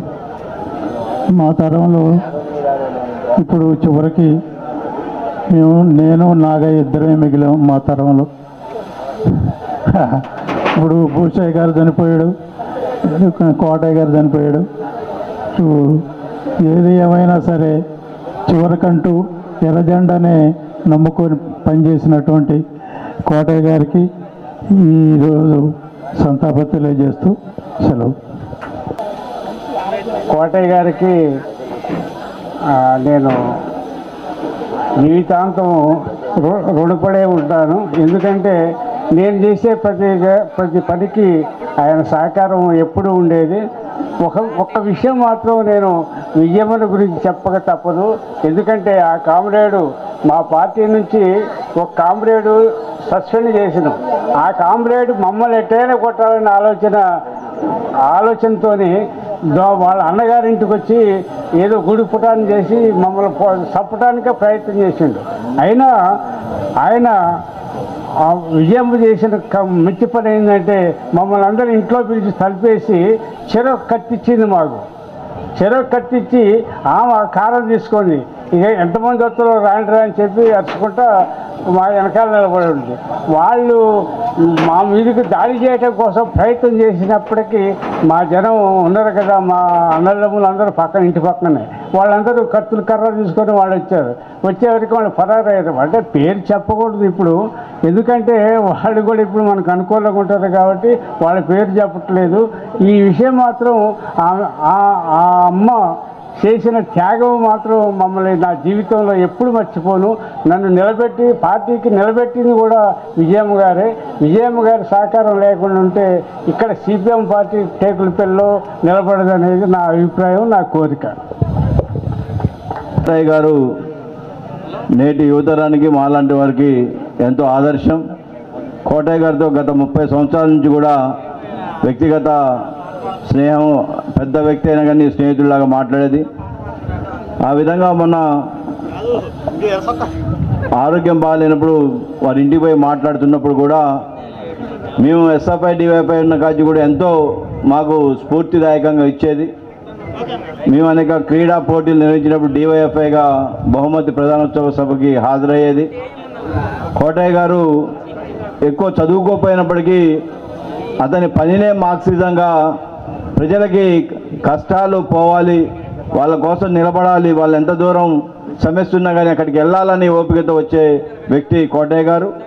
3 టౌన్ ప్రాంతంలో అనేక సార్లు పోలీస్ స్టేషన్కి వచ్చినప్పుడు కానీ, లేదు టేకులపల్లిలో ఉన్నటువంటి ప్రజల సమస్యల మీద అనేక ఓపికతోటి పంచాయతీ చేసి అనేక కుటుంబాలని సమన్వయం చేసి వారికి అనేక విషయాలు చెప్పి ఆ కుటుంబాలని నిలబెట్టిన దాంట్లో కూడా కోటయ్య గారు ఉన్నాడు. ఆయన పంచాయతీ చేస్తున్నప్పుడు అందుట్లో నేర్చుకోవాల్సిన అంశాలు కూడా కోటయ్య గారి ద్వారా అనేక విషయాలు మేము నేర్చుకోవడం జరిగింది. కోటయ్య గారు ఉన్నంత వరకు ఆయన పనిచేయటమే కాదు, వాళ్ళ కుమారుడైన తిరుపతిరావు కానీ వాళ్ళ మనవరాళ్ళను కూడా మార్క్సిజం బాటలో, సిపిఎం బాటలో పయనించమని చెప్పినటువంటి వ్యక్తి కోటయ్య గారు. ఆయన ఆశయ సాధనం అంటే ఆయన ఏదైతే సిద్ధాంతం కోసం మరణించాడో, ఏదైతే ఎర్రజెండా ఎత్తాడో ఆ ఎర్రజెండాని మనం కూడా తుదకంటూ భుజం మీద వేసుకొని ముందుకు సాగినప్పుడే వారి నిజమైన ఆశయ సాధనలో ముందు భాగాలు ఉంటామని తెలియజేస్తూ వారికి జోహార్లు అర్పిస్తూ ముగిస్తున్నాను. కోటయ్య గారి సంస్మరణ సభకు హాజరైనటువంటి పార్టీ నాయకత్వం, పార్టీ సభ్యులు, అలాగనే టేకులపల్లి ఖానాపురం గ్రామ ప్రజలు అందరికీ కూడా పార్టీ డివిజన్ కమిటీ నుంచి మరొకసారి కోటయ్య గారికి విప్లవ జయజయలు తెలియజేస్తూ ఈ సంస్మరణ సభని ఇంతటితో ముగిస్తున్నాం.